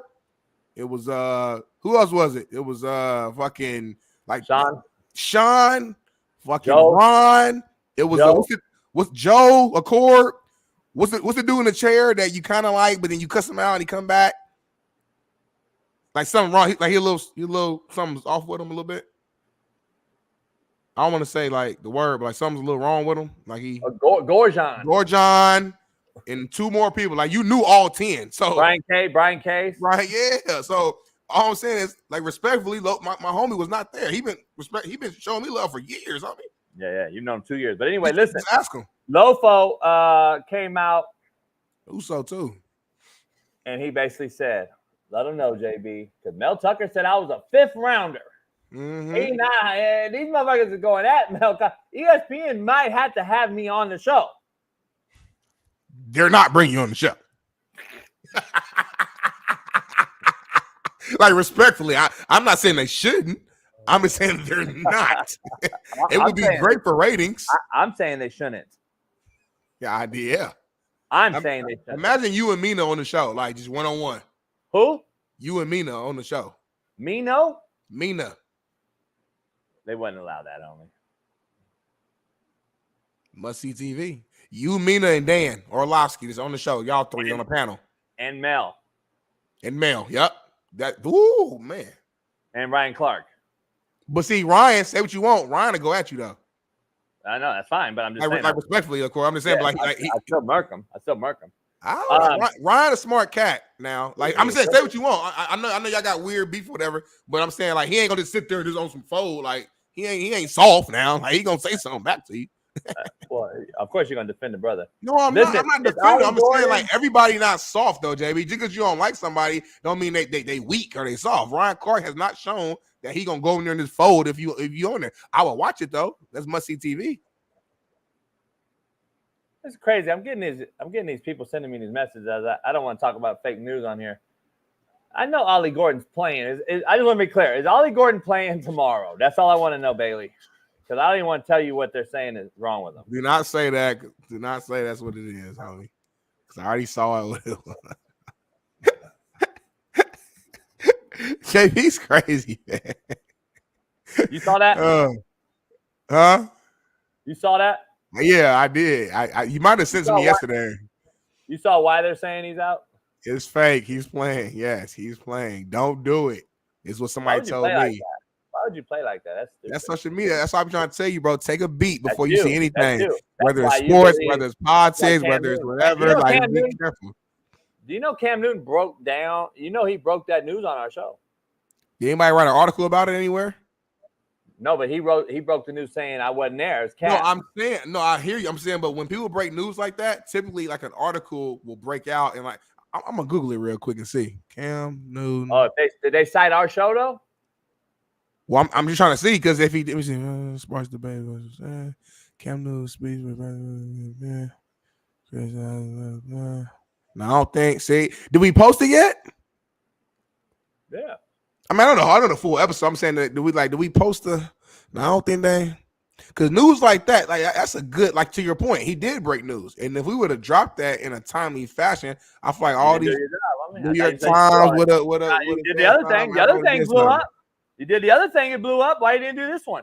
Because homie, that was a quick screen record. It was ghetto. It had the Instagram notification on there, but I just know because I do this at a high level. I knew that you had to do it. You had 2 major flaws yesterday. You did a screen record with Instagram thing. I'm glad it wasn't nothing else. We didn't see. We had to see. Ain't nothing to hide. Yeah, everybody said that. And then you told Cam, who's got like 100 million followers, to drop your like. Bro, it ain't about that. For me, like I've been don't cover your face. I've been interviewing people for years, homie. I don't act different. I've interviewed the biggest star, one of the biggest stars in the world, in Lil Wayne. I've interviewed Maya. I've interviewed all types of stars and in between football players, basketball players. I don't act different because of the stardom of who they are. He could have had some new cigar and a new whatever. I know his brand and what he got, but every follower that he has aren't your followers. We all have different markets, homie. So like it's always about growth. It's always about getting more. Our 20,000 views that we get at our episode might be 20,000 new members for his shit. Who knows? So if he got something you want to shout out, it never hurts to shout it out. You know Brandon Black. Yeah, we just show love. That's all. That's all. And it counts. Hey, he's like, hey, I ain't hard to find. It was all respect. It wasn't nothing like that. But the screen record thing, that wasn't really a blunder for me. It was like, we gotta get this out. And I know for a fact, if I didn't do that, should have cropped it. No. If I don't do that, if I would have cropped it, I would have covered your face up. You understand what I'm saying? So if I don't do that, the clip doesn't go out until an hour after the show at best. And probably not then, because Bailey got to do his show with Matt. Hey, we got to load the show. I'm thinking ahead. Smitty, we got to load the show. No, I'm still talking right now. The reason why you're viral right now, I'm still talking. The reason why you're viral, I'm still talking. Back to back. Let's bring in Jeff Nadu. Our guest. The reason why you're viral right now is because Big Smitty made a big time decision based upon my experience of how social media works to screen record that and drop it immediately. Because if I did not do that, you would not be popping. You would not be the talk of the town right now. So you should be thanking me and paying me. Jeff, you ever heard two things can be true?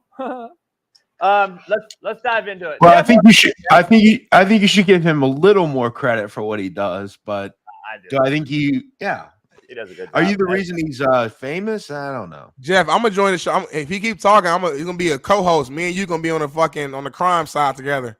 If JB keep fucking around, what would you talk about? I'm gonna start researching crime, homie. He's gonna kill you. I'm gonna back Jeff. Jeff would have the most woke crime show. Jeff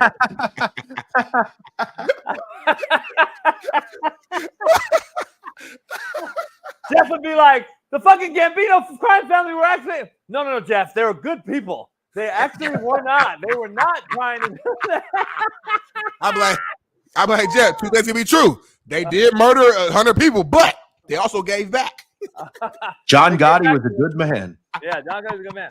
Hey, welcome in, Jeff. It is Friday, Free Game Friday, named after Jeff Nadu, of course. If you guys didn't know that, we used to do our thing. Talk about contributing to the show. Damn. Yeah. Hey, you know what I was going to do last night? I was going to go on that. I was supposed to do a Thursday night. I was going to do I'm doing Monday, Thursday night reaction, but I was redoing the lounge last night because of the new ticker and shit. Excuses. It is, but I'm tired. I was out till 3 a.m. from the show. I had to drive. So here's my day. I drove to meet you. I drove to carry you in our show in the studio in LA. I carried it. I had to go get a tire because my third tire blew out. I had to get a tire in LA. Then I had to drive all the way to my boat because I had a guy come out and template my bimini. Bimini, if you don't know what that means, it's the tarp that covers the boat. Then I had to sit out there forever because the traffic's ridiculous coming back. I didn't get home till late, and I was tired. This motherfucker Jeff said, I had to drive out to my nice studio to do a 3-hour show that I make money from. Then I had to get in my Beamer and go get another brand new tire that I can easily afford. Then I had to drive that car all the way to my yacht to get my new yacht decorated more. I had to get a new bimini. Then I had to wait because the traffic was bad. Then I had to drive back to my mansion where I got fucking steam water coming out the back of my fucking roof, and I got 2 bars and a brand new kitchen and a movie theater. You're and not wrong. I mean, bar lounge and 2 dogs. Woo is me, you spoiled motherfucker. I'm from the hood, homie. For sure. First world problems. That sounds like a you problem over there, homie, not me. No, I'm gonna say you over here crying. I had a tough day. I want to hear that, homie. I didn't say tough day at all. You never heard me say tough day. Jeff, let's dive right into it. Let's forget about our first world problems. Let's get into this weekend slate. Follow Jeff on the Sit Down Crime Pod, by the way, as well. You see my little $20 super chat the other day? You were live. Yeah, I said something about it. Oh, I left. I left. I shouted you out and told everyone to go follow you. People like your show. They tell me all the time. People, friends of mine that are in the business. They like yours because a lot of people are like, I watch this crime pod. I'm like, damn, that's tight. Well, I put out a very questionable. That's what I do. You know what I do? Do you know the difference between me and Deion Sanders? I promote from within. Well, you do. And I put out a very questionable episode this week, so a lot of people are talking about Nadu right now. So I gotta go check it out. It's a cliffhanger for your ass. Don't say nothing more. Don't say nothing else. You gotta go check it out. Let's just say I talked about people today in the mafia that are right out there now. So you better go lock your door, homie. Well, Jeff, we got an interesting slate. I know we'll save the NFL because our Sunday show is fire. Shaun Salisbury, Jeff, and myself. We do an NFL pregame show, so make sure you guys, we haven't even really promoted it. I'm letting you know, go over there Sunday morning, 8:30 Pacific AM, 11:30 Eastern. Shaun Salisbury, Jeff, and I break down every single game on the slate, even the Monday night games. So we'll start showing film here shortly with DB Sport as well. So, Jeff, let's dive into this college slate. I don't know. First of all, what's your take? Interested or not? I don't think there's a few games, but overall, I'm not very – it's not a Saturday night. I think for like people that are like just watching games, they're probably not as excited. Look, I'm always excited. I always think back to like the middle of July where there's nothing going on. You know, I can bet on any game. I think from a betting standpoint, there's some interesting games. But yeah, I mean, you have Tennessee and Oklahoma. Yeah, and you have Michigan, USC. You have Utah, Oklahoma State. There's some all right matchups out there. Yeah. Miami, South Florida. You know, let's get your takes right out the gate to start the slate off tonight. 2 top 25 teams: Nebraska, Illinois. Nebraska minus 7.5. Would you go under on that one? 42.5. Would you go under on this game? That's a great call by you. I had this number around 42, 43. Look, these two defenses are very good. Illinois didn't look great last year defensively. They look a lot better. Luke Altmaier's a good quarterback. That said, this is a great defense. Nebraska's not allowed more than 18 points in any game. Remember, they held Colorado to 10, right? That's a really good offense, Colorado. Held them to 10. I'm not sure Dylan Raiola has seen a defense quite like this. Two teams that I think are going to punt a lot in this game, just kind of play with their food, if you will. I thought it was first to 20 wins. I think all these other Friday games could probably be high scoring. This one I thought was a 20-17, 17-13 type of game. Should be a tough watch. Yeah, it's going to be interesting. Friday night game. I wish they would say Friday night for high school, man. I just think it's a travesty for those kids. NC State Clemson ACC game. I think it's a very interesting one. NC State usually, I've been saying, usually got a few draftable D linemen. This year, I don't see one. They might have one. Clemson waxes Appalachian last week like they're supposed to. Clemson minus 18.5, total 44.5 over under. I'm kind of confused. I think the bettors think that this is the Clemson of old, and I'm not sold that it is. I think this is a much closer game than 18.5. I just want to throw this out there. If you're a gambler, Appalachian State is one of the worst defensive teams in the country. They are horrific. I mean, they give up 66, as you said last week. Last night, they give up 48 to South Alabama. That's a bad defensive team there. That said, NC State, I mean, what do we say about this team? I mean, they were supposed to be, I think, a top 20 type team. You know, they had Grayson McCall coming in. And what are they? They're 1-2. They don't have their quarterback. Grayson McCall is injured now. I don't think Clemson should be. Look, I can't lay 14 or more with them. I just can't. They're not an offense that I'm running to lay big numbers with. NC State, you got to figure they've got to have some sort of heart at some point. They still have a decent defense. I don't think they're this bad. That said, they don't have Grayson McCall. I'm not running to bet them. Bettors have taken NC State, though. This number was like 20-21. It's now down to 18.5. I think anything above 17, I'd probably have interest in the Wolfpack. You know, I could see like a 31, 20 type of game, something like that. I would have hoped that NC State can hang around in this kind of game. Yeah. Go ahead. How bad do you expect UCLA to get crushed by LSU this weekend? Like, they are really bad. I mean, you got to figure. I mean, Indiana didn't exactly have an easy trip out there. You go from Bloomington out to the West Coast. That's something that program hasn't really ever done. And what did UCLA do? Nothing. Ethan Garbers is a bad quarterback. Can't move the ball. Their defense, I mean, they have nothing there. Just completely blown out. That's a bad program. I think they're looking forward to basketball season. Only had 238 yards in that game. And LSU is a much better team than Indiana. Give Indiana credit, though. They're a team that's going to be they're going to be good in a year or two. They have a really good coach there. Yeah, I don't know how good LSU is, though. I mean, I think they're going to beat UCLA handily, but I don't even know if they're that much better than Indiana. I like Indiana. I know their head coach very well. Good offensive guy. Minded guy. I think they're going to have that's going to be Nebraska's biggest after tonight. I think that'll be Nebraska's only downfall from keeping them 7-0. Well, I will say, I mean, on every game before the number comes out, I make the number what I would make it if I was a bookmaker. And I made this number 21 with LSU. They're 22.5. So to me, there's not a ton of value there. I think that's to me how I gamble. If I make a number, let's say 6, and the number's 11, then I'm gonna bet accordingly. So I made this number about what it is. So UCLA, LSU didn't have any betting value to me. Let me ask you this real quick. Are there any upsets that's kind of, possible upsets you see this weekend? One game specifically, I know you guys are going to call me biased, but the Bowling Green, Texas A&M is one that I'm just going to keep my eye on it because they played Penn State. We remember very close. It was lost by a touchdown. You see that being a potential upset? I will say, I don't know about upset, but I think that was too many points to me. I mean, Bowling Green, as you alluded to, I had the over in that game against Penn State. I was enjoying what happened because the game went over the total because of Bowling Green's ability to score. They have a good quarterback. They're a team that in the MAC, I think, can really contend. Texas A&M's tough. We know it's tough to play at Kyle Field. They have a good quarterback there. 100-degree weather, 100 degrees.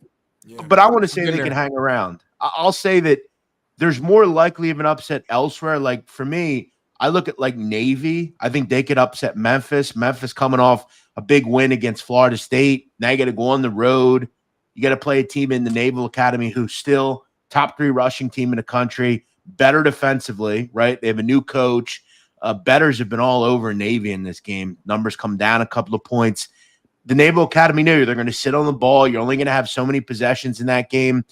I could see Navy kind of hanging in that game, keeping it close.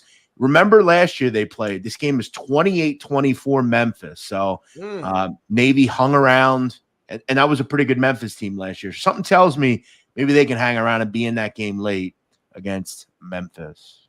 Yeah. Let me ask you this. There's a couple interesting ones.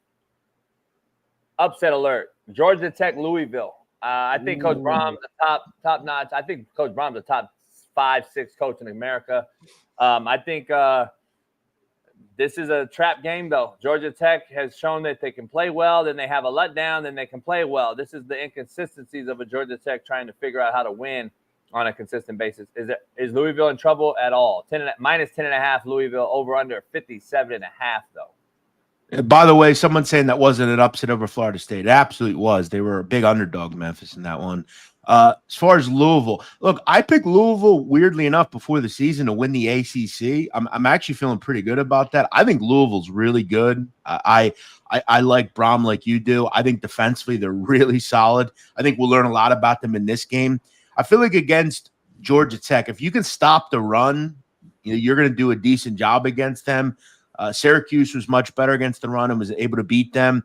I feel like Georgia Tech's kind of a team that we thought was really good because they beat Florida State, and then we found out Florida State's not really good, and then it's like, oh, okay, what have you really done? Well, we beat Georgia State and VMI, the Virginia Military Institute. Big deal.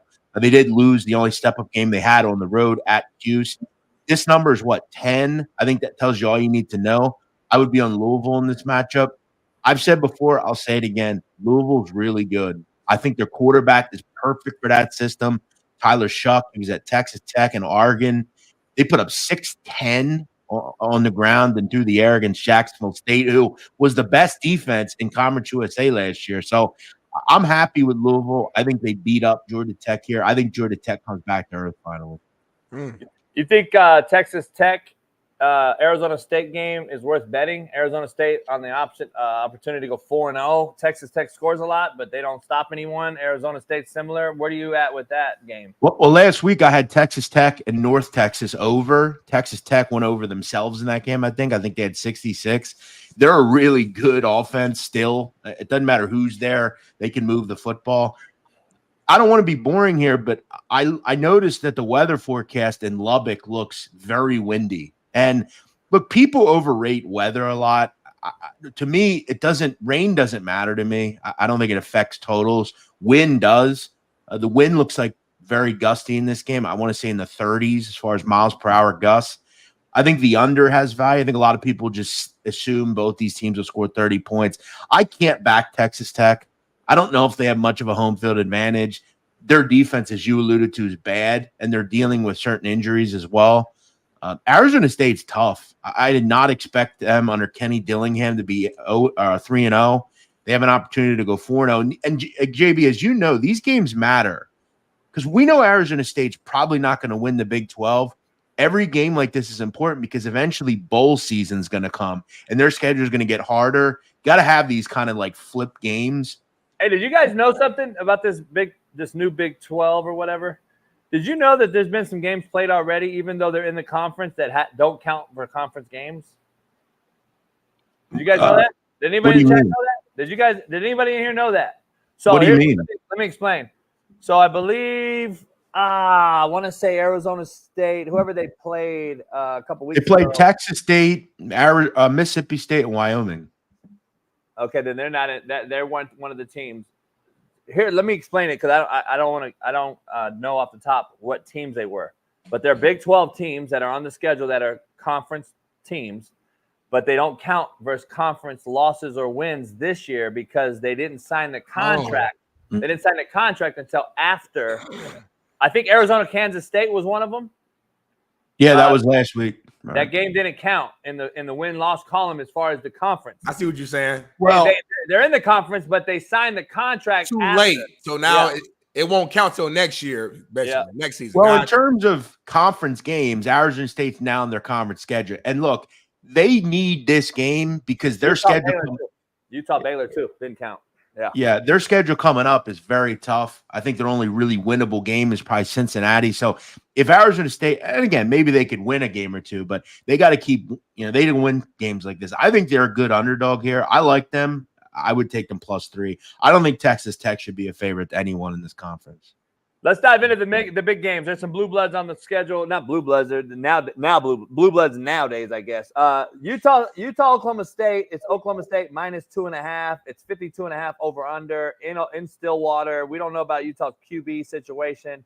-2.5 is very interesting. I could see that being a field goal game. I just don't know how good Utah's quarterback is. I don't know how good this Utah team is. Oklahoma State to me is up and down. Where are you at with that one?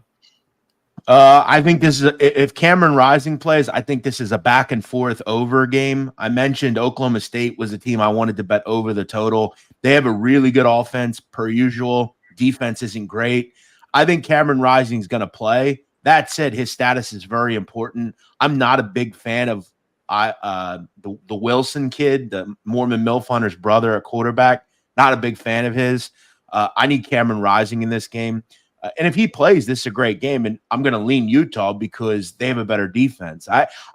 Mike Gundy does not have a prototypical Oklahoma State defense. There's not a big like Emmanuel Ugba type player up front on the defensive line. The secondary is poor. I like Utah State as long as Rising plays. I think he will. So I lean Utah. And then, Smitty, I don't know. The Tennessee-Oklahoma game is the one everyone wants to talk about. I don't believe this Oklahoma team's that good. Tennessee's not played anyone of significance, in my opinion.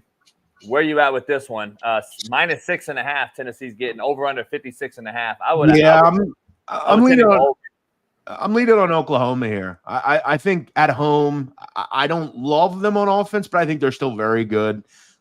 They still have talent. And look, defensively, they're not terrible. I think they have the ability to get stops. You're right. They haven't played anybody really. We'll give Houston some credit. They hung around against Oklahoma, but Tennessee has played no one. Coach, you got to give them credit, though. They scored 68 last week in 3 quarters. They had 60 in half. That's pretty impressive, no matter who you play. That's why I lead off the show all this week about mediocrity is the new excellence. I think college football is just so bad. Everyone thinks they're great. I think it's bad product. I mean, the MAC, you've got to be really, that's a pathetic conference. The MAC, Kent State. No, I'm kidding. But no, Kent State's real bad. I mean, here's that interesting. I got an interesting take on this. We got you for about 10 minutes. Let me ask you. People don't realize, or they do know, but I don't know if people look at it. I broke down last week's game with the Niners, Minnesota on our show on Sunday, and I said, be careful because we like Minnesota. Sam Darnold went and played against 49ers' #1 defense every day in practice last year when he was the backup. He knows that defense. And what happened? He did a pretty damn good job and hit them big, and they won the game. Very similar situation with this Oklahoma-Tennessee game. Josh Heupel is an Oklahoma alum. He won a natty there. Heisman. Look, he has some personal vendetta. Even though he loves his alma mater, you always want to beat your alma mater if you're coaching against them. On the other side, I've seen it go the other way too. Oklahoma's using that same juice in the locker room and saying, this motherfucker win here. Fuck this. Woo, woo, woo, woo. It can go either way, Smitty. If you and I both know we've gone back and we've got our ass whooped, we've also gone back and won the game. That's a storyline you just want to have to make sure you follow, maybe. One of the concerns I see coming out of Oklahoma from their side is the offensive line struggling. That's concerning to me. I don't want teams that have poor offensive and defensive line. So it's a tough game. I think the line's probably correct. I don't know if there's a ton of value on it to me. Again, still lean Oklahoma at home. I think the game's probably high scoring and close. I'll lean on the Sooners, but I'm not running to bet it. It won't be a game I'm on. Now, here's two games, and we got to get to the game of the everyone talk about. K-State, BYU, good friend of mine, Kalani Sitake, the head coach of BYU. K-State's -7. It's in Provo. Over under 48.5. 2 undefeateds in the Big 12. This is a big game here. K-State, BYU. I think BYU can they're tough at home. It's a 65-degree weather game. Perfect Utah. It screams upset to me. I'm just telling you. And I also have another upset alert I want to give you and see what you think. But this one right here screams upset to me, Jeff. Yeah, I thought that last week, and Arizona just fell apart. I don't know what happened to them. I mean, that offense looks lost. K-State just kind of lulls you to sleep. They're well coached. They have a good quarterback. The defense is better than I thought it was. And they just find ways to win games and end up doing it handily. They probably should have lost to Tulane, ended up beating them by 7. They get a couple of days off here extra. BYU, I still don't know what they have at quarterback with Retzlaff. They've played no one. I will say, I think both these defenses are better than we think. They really shut down SMU. That said, SMU has quarterback problems. They don't know who their quarterback is. This is a late night game. It's, I think, the latest game on a card. I could see why you could assume this would be an upset special. Again, I don't mean to be boring, but to me, it's about whether the game, to me, has betting value. I thought the number was about correct here. I think the under has value. I think it's probably first to 24 wins. I think both these defenses are a little undervalued. So I'm going to lean on that, and I'm going to lean on being able to both shut down the run. If you can shut down the run against K-State with that quarterback, you're going to have some success because he is not necessarily an accomplished thrower for Avery Johnson. So I'm going to lean on the under. I think it's the first of 24 wins. I could see it 24-17, 27-17, something like that. All right, Smitty, ask about the game that you all want to know about. The last one, the big house, USC-Michigan. USC is going to the big house, 2 ranked opponents. We know Michigan is not looking like the same team as last year, but they still got that defense. A lot of, NFL guys still up on that up front. What's your thoughts on this game, man? Who you got? What's the betting odds? What's the thoughts going to this game? I like the I'll tell you who will win, and I'll tell you about the total. I personally bet the under in this game, 44. I think this is an ugly game. Old school, ugly Big Ten game, similar to the way like Iowa games look a lot of the time. I think Miller Moss will struggle on the road here at Michigan. I think a lot of people just assume this will happen like the Texas game.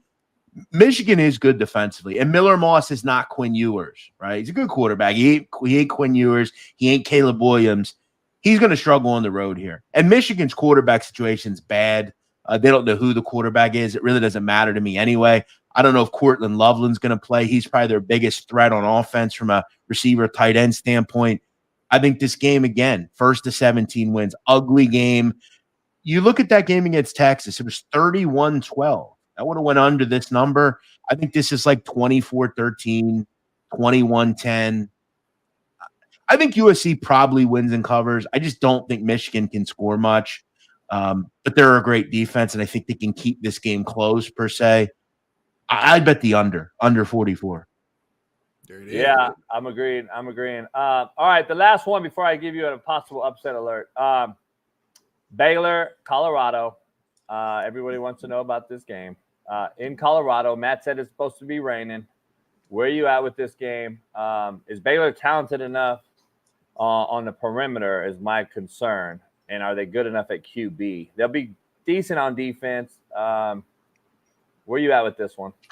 Well, I think that's the big question, and why I don't want to run and bet this game is because I will admit I had Colorado State last week. I thought 8-9 was too many points. I thought Nicolosi would be a guy that could duel with Shedeur Sanders. I was wrong. He couldn't. He was poor. And I don't know if Sawyer Robertson can either. That said, Baylor has two good quarterbacks. I don't know if they have one great quarterback. Taquan Finn, who was also the quarterback there, was very good at Toledo. He hasn't looked like he can kind of up and go play in the Big 12. So I want to believe that Baylor can score with Colorado. At the end of the day, I don't know if they can. They looked really bad against Utah. I'm not saying Utah's Colorado, but they couldn't move the ball in that game. I want to believe they can hang around, but I think this is probably another win for Colorado. I think this is a game they probably have to have. Their schedule gets a lot tougher coming up. I'm not generally willing to say Colorado generally isn't good against most teams, and they're not better than most teams, but I think they should be a favorite here. They are at home, and I think they surely have the better offense in this game. It's going to be, can they get some stops and look like they did last week? It seemed like Colorado, for the first time, and I have to say this, I was impressed by this. It seemed like they finally said, you know what? Let's put a full game together here. Let's stop screwing around. Let's just play our game. I thought they looked very good. I don't know. I will say, I don't know if that was just Nicolosi sucks. Colorado State's a bad football program. I'm just going to say that. Hindsight's 2020. We're not going to say all that shit now. Like Jeff said, and shout out to Jeff for admitting it. He had Colorado State covering. That's still a rivalry. That's a big rival game. We went down to the wire last year. Give Colorado their credit. I don't know if but I want to say, I'm one of the only people. Okay, if I don't hate the hate, I just tell you the truth. The truth is that Colorado. But the truth about Colorado is, I'm saying what's happened. They have not looked good on defense. Their offensive line's not been good. They can't run the football. That's just the truth. That's not a conjecture. That said, they look really good last week. We'll see if it continues. They should win this game. This is a game they have to have. I disagree. I think they looked horrible against a worse team. That's all I'm saying. About to go 3-1, y'all. 3-1. Hey, Jeff, here's my takeaway before you get out of here. Before I ask you something. I got about 10 minutes if you want me, but it's up to you. I want you for 11. Fuck it. Let me ask you something real quick. I think Vanderbilt is going to cover the number at Missouri. That's the take. That's funny. That's funny you bring that up. By the way, I will say, Colorado, if they have any hope and want to get to a bowl game, you have to win this game tomorrow. Their schedule is brutal coming up. They probably only have one game they'll be a favorite, and that's against Cincinnati. That said, I'm glad you mentioned Vanderbilt because this is surely the best team that Clark Lea has had. Yeah. Diego Pavia is a good quarterback. And I don't trust Missouri. I really don't. I think their secondary is bad. They give up a lot of big plays. And if Castellanos doesn't throw some bad throws last week and give up a couple of interceptions, they probably beat Boston College. I don't know if they'll upset Missouri, but that seemed like a lot of points to me. I think Vandy's much better than we remember. I agree with you at that level. Yeah, 20 points is seems like it's interesting to me, Smitty. I'm gonna roll with the coverage upset, not the upset to win the game. But I wouldn't be shocked if it's a close game. I wouldn't. I agree. Hey, Jeff, you got a interesting take. I talked to actually my attorney, and he actually agrees with you. Here we go. You hit me up last night and asked me. You said something, and I'm like, well, yeah, but I think we all know this person's got some other issues. Where are you at? Break the news to us and tell us that what you think is going on with this P. Diddy situation. Well, it's. I'm going to tell you right now. It's not a popular opinion. I've gotten a lot of shit for it. But I think in America, we have to look at what we know. And in the indictment, and as you said, you talked to an attorney. Any attorney that knows the federal court and federal law, the case against Mr. Diddy on paper is weak. It just is. There's not a lot of. He said it's a run-up. Yeah, there's just not. As far as what they've given us, I don't know where the illegality is. I don't understand how you can ask women to come to your home for sex. They willingly come and have sex with you. It's not illegal to film. People make porns all the time. People go to clubs and get high on coke and then have sex. A lot of people do that. Okay. Now, it is illegal to hire male prostitutes, surely. Now, again, if he coerced, if he beat these women, then yeah, that's a crime, but that's an alleged crime. And to be fair, and I'm just being honest, I want to be clear. If me or Coach JB bring a woman from Texas to our house to have sex, that is considered sex trafficking. Just the truth. It's a fancy word for prostitution. That's all it is. Prostitution is not a federal crime. I had to ask my attorney. I did not know that, Smitty. So, Smitty, if you and I got on, no offense to anybody in chat, but we flew in Lucy, and we met, and I love Lucy, but we were fucking around or whatever. She could go home and say that's what happened, and that's actually by definition trafficking. What the fuck? And that's what I'm trying to say. Like, we hear all this stuff, and a lot of it's not true. Like, there are no minors in this case. Diddy's not involved with minors. It's not R. Kelly. It's not Jeffrey Epstein. Those people were chomos. They had CP. They were bad, depraved people. Okay. First of all, as well, there are no gun charges in this case. Stop talking about guns. How many of you, if the feds came to your house, would be arrested for guns? Everybody in this chat would be arrested. Okay. First of all, that's not mentioned here. New York state law doesn't matter here because it's a federal case. Okay. It's a racketeering case, and calling it racketeering is laughable. You know who's a racketeer? John Gotti. You know who's a racketeer? Chapo Guzman. There's one person in this indictment. A racketeering enterprise means you have people under you and they're doing stuff on behalf of your criminal organization. How can we prove? If let's say the assistant set this up, how would they know it was illegal? They're just setting up a date for their boss. How would they know it was illegal? How do you prove any of this? I'm telling you, a lot of people just listen to what media tells you. And social media has destroyed criminal cases. It makes everybody guilty. And it's funny. Everybody that hates the government, until they tell you something you don't or want to hear about someone you don't like. Everyone hates Diddy. So we believe everything the government tells us. The federal government did this because it's an election year and they all want to get better jobs. And the Southern District love headlines. The Southern District of New York is the most prestigious group in America as far as crime. They'll prosecute anybody, but they'll let fucking people carjack people and let them out in 12 hours. Diddy should have got bailed. Jeff, be clear, Jeff, because I think a lot of people don't understand. You actually are, like you said about Colorado, you're just speaking the facts of the case. Yes, I'm looking at the indictment. You're not defending P. Diddy if he's weirdo or not. P. Diddy's a weird dude. No one will disagree with you. And some of the but having group sex is not illegal. It's not. It's weird, surely. How about drugging people though? But it didn't say that. Yeah, that's not the indictment. The indictment stated. We're talking about what's on the actual court document. Yeah, I got you. So if you go, let's say you have two girls to your house, and you say to them, "Hey, let's do some coke," and they say, "Okay," and they do some coke. How would you prove that was like? What I'm trying to say is, it doesn't state anywhere that he coerced them or put drugs in their drink when they were in another room. It doesn't state that. Yeah. But here's the problem, and here's why everybody will find Diddy guilty, because we have seen him beat women on camera, and that's not good for him. And everyone's gonna say, "Well, you did it once, so why would you do it all these other times?" But what I'll do if I'm a defense attorney for P. Diddy, he will paint all of these witnesses as sexual degenerates, workers, like prostitutes, drug addicts. I'm telling you, this case is not a slam dunk like a lot of people do, and any lawyer will tell you that. I'm telling you. You got to read the indictment. I think it's also deeper. I think a lot of deep shit's going to come out because it's election year. And we always know. Is this going to be a distraction? Is this Diddy thing a distraction? Is this thing going to be someone else behind the scenes? Let me ask you one other thing. Davis. I mean, there's so much deep into this. Let me ask you one other thing.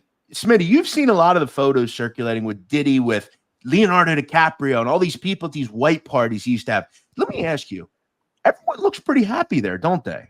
It doesn't look like anybody's being held by their will, does it? No. And you know what's interesting? Not in those pictures, no. Right. Again, if you fly a girl out from Illinois and she comes to your house, the feds could hit you with it's called the Mann Act. It was created in 1910 to cover white slavery. It's now essentially just you paying for sex, which most men do. There's a website. It's called Seeking Arrangement, where older men pay younger women for arrangements, and then they have sex and pay people for it. Wait, what is it? What is it? The Mann Act. It's like speeding. What's the site for JB? Oh, seeking arrangement.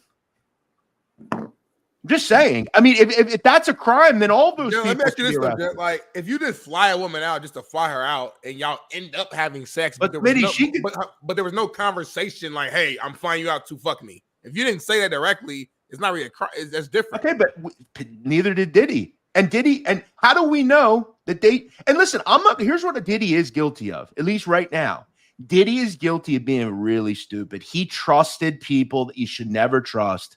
Some of these people that these individuals deal with, I don't think any of us would trust. You can't deal with people that have no. All I'm trying to say is, Hey, I got a stat, though. Here's a weird stat, though. They said 267 Walmarts don't have as much baby oil as he had in his house. That shit is weird. Now this is a big story too, but here's just the truth, guys. It's not illegal to hoard baby oil. No, I know. I'm just saying. You know, they said 200. It's not. Hey, I mean, some people hoard Snickers. You know, 267 Walmarts don't have enough baby oil that he had in his house. That's Just crazy saying. to me. That's crazy. I told you yesterday, JB. I said he was going straight to wholesale. He was like, "Nah." He said, It is a lot. He said, "Don't get it." He said, "Don't get it to Walmart. Just give it straight to Diddy." And 700 dildos. Huh? 700 dildos. He said, JB said, "I want that. He said, "Don't give it to Walmart. Give it to me. Give it to Diddy. Give it to Sean Daddy Combs." Listen. All right. I hear all the actual legal shit. Now let me ask you, just like man to man, like gun to your head, like line of weird guy. I won't necessarily. All right. But Smitty, here's what I'm trying to tell you, and I want people to understand. All of Hollywood does this weird shit, right? It's not just him. He's not the only one that does this. And at the end of the day, everybody's weird. I don't fuck with none of them. JB kind of weird. I ain't gonna lie. I'm asking you though, what did he do illegal? Explain it. Do you know? You the expert. But nobody knows. Well, nobody knows what he did illegal. He beat up Cassie for sure. That's the only thing we know for sure. No, he should go to jail for that. Yeah, but that's hardly racketeering. Like that's a crazy thing. Like they're painting him to be John Gotti. Are you allowed to film with people knowing? What? Let me tell you. I'm asking. I'm saying during those group sex sessions. I don't see. That's what this is. Another just assuming. Okay. How did we know that he didn't tell them? Hey, you're being filmed here. If you see a camera, you know you're being filmed. Well, I'm just asking. No, I'm just saying. In the event that he did not tell them, is that against the law? I'm just asking. It depends what state you're in. Okay, California it is. But I'll tell you right now, when you come into my living room, into my house, on my door, it states succinctly, you are being recorded. Okay, and when someone comes into my house, you are being recorded. Now, when we go up to the bedroom, that's a different story. But I want to make sure people understand you are being recorded. So don't say something stupid. Because I'm covered. If you try to say I did some shit, no. That's not true. We hear you down there saying what you wanted to do. So you're not going to get over on me. Now, Mr. Diddy was dumb. He should have, thought about who he was dealing with here. But if I pull a camera out, of course you know you're being recorded. Yeah.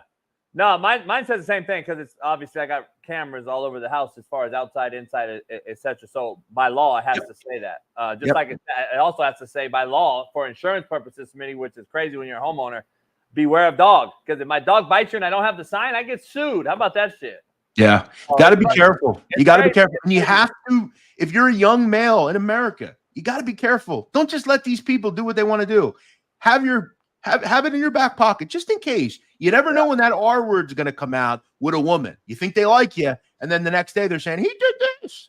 No, I didn't. And I'm going to tell you. You don't even know. The shit I got Smitty filmed on is unbelievable. He don't know yet, but I'll send that out later. Listen, guys, please don't send. I always love coming on here. Thanks for having me. Hey, always. Yeah. Hey, we'll see you Sunday morning for the show, and then we'll see you next week. Thanks, happy guys. betting. Happy betting. Peace. Yep. JB, don't be sending no filming me out, bro. I got a life. I got. It's bigger than me. You send stuff out on me, my whole family tree is ruined. I'm the guy of my family that's changing the game and getting us from poverty to the next day. I don't care about breaking news. I'm talking right now. Breaking news, homie. Yahoo Sports CEO Shaun King has joined us. Super Bowl champion. We don't want to hear anything about that, Smitty. We don't care. Nobody cares. That's just the world. Here's the only odd thing about Diddy's situation. The only odd thing. Yeah, because all the other stuff. Hey, Smitty, well, Shaun, Smitty sounds like he's really he's against Diddy. That's interesting. I ain't say I was against Diddy. Diddy's gonna get prosecuted for being disliked, but he's got people that work for him that have come out and said that he put stuff in drinks at clubs, and now how can you prove that? I don't know. But here's the odd thing: how in the hell is the bail $50 million and does it get denied? He ain't killed nobody. He ain't trafficked no cocaine. Now that's the part that's a little excessive for me. Like, come on. Y'all rich folks y'all just weird, man. 50 mil is what? 5 mil? Yeah.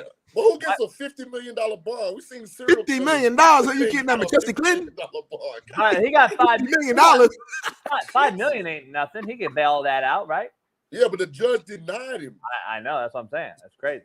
Again, because if he was gonna run, he'd have already ran, right? I mean, I think raided him in April. I think it's much deeper, man. I think it's much deeper than what people say. I think there's so many other people involved in this thing. I think this thing travels. You know what I'm saying? I think this thing travels around. I think it's feel bad for Diddy, man. I think it's imagine being worth that much money. And what is Diddy, like 50 something now? Hell yeah. And then ending up in jail from 50 whatever to the reward. That'll be a cold ending. Until he dies, because they're gonna bury him. They're gonna bury him in there. Oh, I saw a report today on TMZ already this morning that he's on suicide watch already. Can you blame him? I don't know. If I'm innocent though, I ain't on no suicide watch. Yeah, if I'm innocent, I'm chilling. Fuck that. I'm fighting this shit. So I don't know. The problem is, does that matter? I don't know.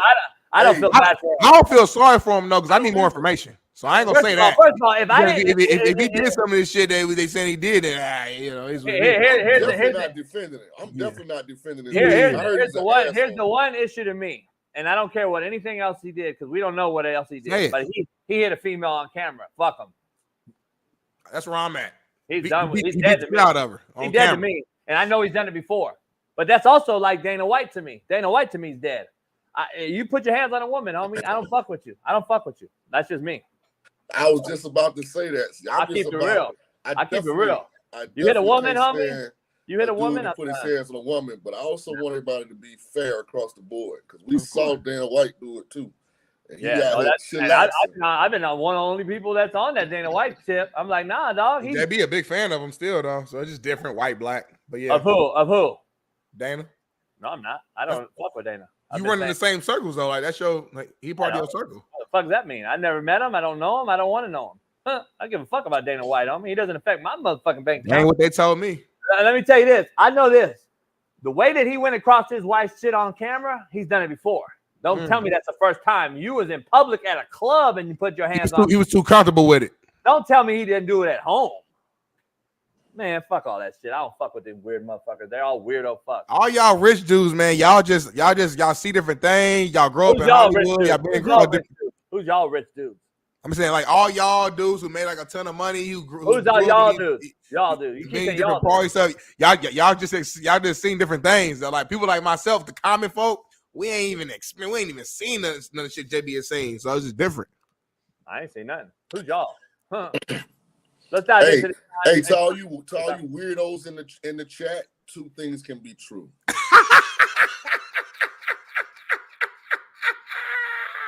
JB, we gotta get a shirt made, brother. I'm telling you, it's just taking off right now. Here's what I mean by that, you weirdos. Diddy can be a complete jackbox as a person and still be getting treated unfairly in my eyes by the judicial system. Same thing I said with Tyreek Hill, but what do I know? Hey, let's move on, JB. What we got next? I know we got a loaded show lined up for Shaun King, man. A lot of football, sports-related topics I want to dive into with Shaun. Cam Newton should disagree. What'd you say, Shaun? And Cam Newton disagree with you when it comes to the production of quarterbacks too. But anyway, we can move on. But yeah, man, Shaun, man, Barry Odom has a video of him talking about the 12-team college football playoff, man, and had a quote saying, "Let's get into the month of November and be playing for something really, really big." So, Shaun, I got to ask you, could UNLV win the Mountain West and make the new Big 12-team college football playoff? No. Why not? They're really, really good. The quarterback's not good enough. They got by Kansas in spite of a mediocre game with him throwing the ball. And I'm a big UNLV fan. My guy Hunky's over there. Shout out to Hunky. Barry Odom's doing a great job. Brendan Marion's dialing it up with his what's a go-go offense, I think he calls it. But I feel like when you are a non-power 4 team now, you got to have special play at quarterback. And the kid's tough, the kid's big.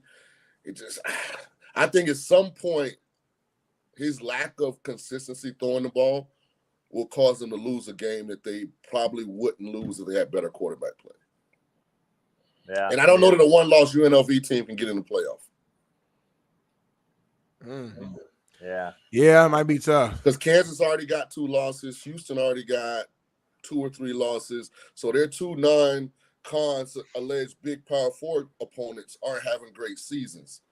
So beating Kansas and Houston, if they're both mediocre and like rolling around 500, what's that going to look like? Especially if Boise State is a one-loss team. If one of those other squads end up having a really good year. Yeah, you got something about the Big Ten, the SEC. They're automatically going to get just like the uptick, so to speak. If they're a one-loss team or even a 2-loss team, maybe depending on what those 2 losses are, they might want to put them ahead of a UNLV. So we'll see, man. It look good right now, though. To your credit, they do look good right now. Really good. Shout out to Barry Odom. They're doing a great job over there. Yeah. Hey, Shaun, we gotta get to brass tacks though before we dive into this Aaron Rodgers game last night.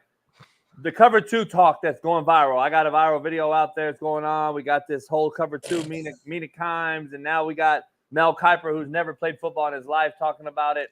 Where are you at with this cover 2 talk, and how asinine is it to hear this and say, what are we doing? Like, here's what's crazy. These people are getting paid big money. Like, it's not like this is like, run of the mill, like, they're getting $150 a show. Like, these people are making millions. Millions? Millions. Like, What is Z? I can't even believe some of these platforms would allow their prominent analysts during the football season to say some dumb shit like that. Hey, let me tell you. It's the most dumbest thing I've ever heard. You know what happens when I see too high safety? I get real comfortable because I know it's less likely I'm getting pressure. Me It's too. hard to bring. It's hard to bring pressure. It's a 5-man box most likely because we're so much 10 personnel now. Jeez. It's unbelievable, man. It's unbelievable. I don't know what they're talking about. Every 2-minute drill that was ran is generally against a too high safety look. And how many times do people go 2 minutes, go up and down the field? Crossers, man beaters, screens. Like, these people so dumb, they don't know what they're talking about. And the thing that burns me up about football media, the position gives credibility and credence to the analysts, not the intelligence and experience of the analysts. Ooh, man. And it burns me out because they're up there talking and bloviating like they know and got experience about what the hell they're talking about, and they got no damn idea. No, I said it. How does ESPN, the mothership, allow that shit to be spewed out there is what blows my mind. You know the problem for all you wannabe experts out there? The quarterback play sucks. How many games do you see guys running open downfield, a quarterback overthrow the ball, throw it out of bounds? We got fucking a Doomsday's daddy making highlight clips of him open. How many guys gonna run wide open and the quarterback looking the other way on these in-breaking routes? And listen, big plays, explosive plays don't have to come by throwing the ball way down the field. How many times this ball on target where the guy can catch and run? Guys had to turn around, fall down, jump up. Man, quarterbacks suck. I want to give some pat on my back here because yesterday I said, watch Aaron Rodgers throw for 300 yards only because he gets more possessions, which is going to come only because New England's bad on offense. I believe I said it yesterday, and I believe I've said there's a reason why check down kings are occurring because we're not getting the ball like we used to do because the other side of football is so bad. Then we get the ball to the guy that we want to say quarterback is good, like an Aaron Rodgers. He only had 9 possessions week 1. He had 11 week 2. And now we see him last night get 14 offensive possessions. And look what happened. He was in a rhythm. Guys caught the ball, even though he still had some drops. he still missed some. I don't believe he's fully back yet. I think that's a team in progress. But he looked like his mind, which will never die, as far as football. He knows it like no one. To JB's point, His mind's ahead of his feet, though, right? That was as sharp mentally as I've seen Aaron. Yeah, but he was average as hell with his ball location. If anybody, when the all 22 comes up, Smitty, I don't know what your weekend look like. We'll have it on next week for the show. All I want you to do is break down the Rodgers to Garrett Wilson throws. Yep, missed a lot. Garrett Wilson could have had 10 catches for 200 yards. Rodgers was terrible throwing the ball to Garrett last night. And that's why I said to Smitty, he was trolling with that cover 2 shit, because he missed him on a 10-yard outcut. He missed him on a glance skinny. On a third down. He was third down skinny 8. He missed him on the other. 3 back shoulders. He missed him on 3 back shoulders. Even the one that got called back for illegal formation. He only overthrew him. Missed him. Yep, missed him. But you could tell mentally he's sharp. You could tell physically he's getting healthy because he scrambled and ran around more than we've seen in a while. And he ran around, meaning he's energetic, like Smitty said. So he was hyped up. He was getting hit and bouncing right back up, like spry. But what I saw, though, Smitty, what I saw last night is he can be Aaron Rodgers again. Because arm-wise, that means to me, as knowing a quarterback, to Shaun, his brain's ahead of his arm and his feet. Because if you look at his feet, he wasn't set on the outcut. He was going. There's little things he'll fix, and the arm talent's not gone anywhere. And we also gotta understand, this is what 3 games in, like with this team really, like with them playing with Rodgers and timing and just getting to know Gary more and 2 like tackles, 2 guards, 2 tackles new. You know what I'm saying? Like, so I mean, I thought he was impressive, but you guys obviously know the position to a different level in terms of the details. So I'm interested to see. Aaron Rodgers. He's not back, but I liked what I saw, and I also I attribute that though to the New England horrible offense, which I said yesterday. Watch Aaron Rodgers will cook tonight because New England's so bad on that the Jets will have more possessions, and that's what I believe. There's an issue going on in the NFL. But I want to get to this certain point. This viral video that's going on that between Saleh and Aaron Rodgers, and I want to get your lip reading skills and your intuition on what you think this is. Where was this at in the game? They just scored a touchdown, I believe. Was it the first touchdown? Yeah, right there. The score is 7-0. Yep. Okay. First one. Right there, 7-0. Watch. Look on the scoreboard right there. Yep. Great eyes, JB. So where are you at with this? What could it be? Break down what it could be. Nobody actually will know the truth about this. So this is just speculation. Before you guys maybe have to cuss one of you out in the chat, this is just speculation, okay? Because until that could have been on the board already, by the way. So that could have been 13. Oh, Bailey's saying it's after their second touchdown. Okay. And it could be 13-0 now. Got you. I see what you're saying. Yep. So, I think when these things happen, you have to look at each individual. Man, Robert Saleh's so damn happy he want to kiss Aaron Rodgers. He stood on that sideline last year and watched what his team looked like without Aaron Rodgers. And this is the first game they played in New York with Aaron healthy now. And, I mean, you got to think about the emotions going through his body. I mean, low-key, he had already got a realtor and started, if we have to put the house up for sale here in 2 months, I mean, what you think we could get for it? I mean, hell, you think about he been getting beat up, knocked down. So for him, it's like, shit, elation. Like, man, I want to kiss you. If I ain't think people would question my sexuality, and I could take this helmet off and just, really show you affection. And Rodgers looks like he's more so get used to this.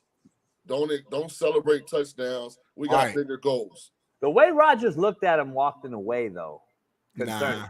But he's just a weirdo like that.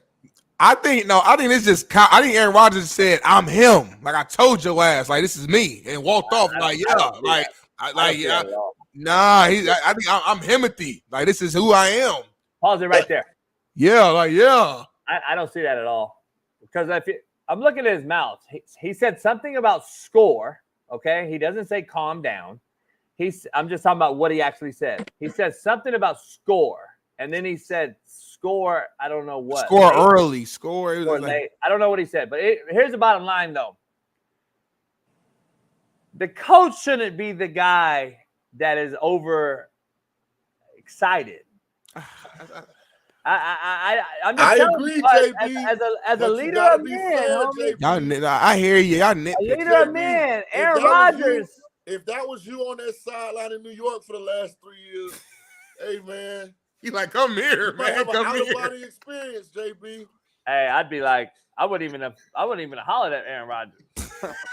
Look, JB would have stood there and like not even looked at him. I just wouldn't know like this. I'd have been down there getting the defense ready because you're a fucking defensive coach.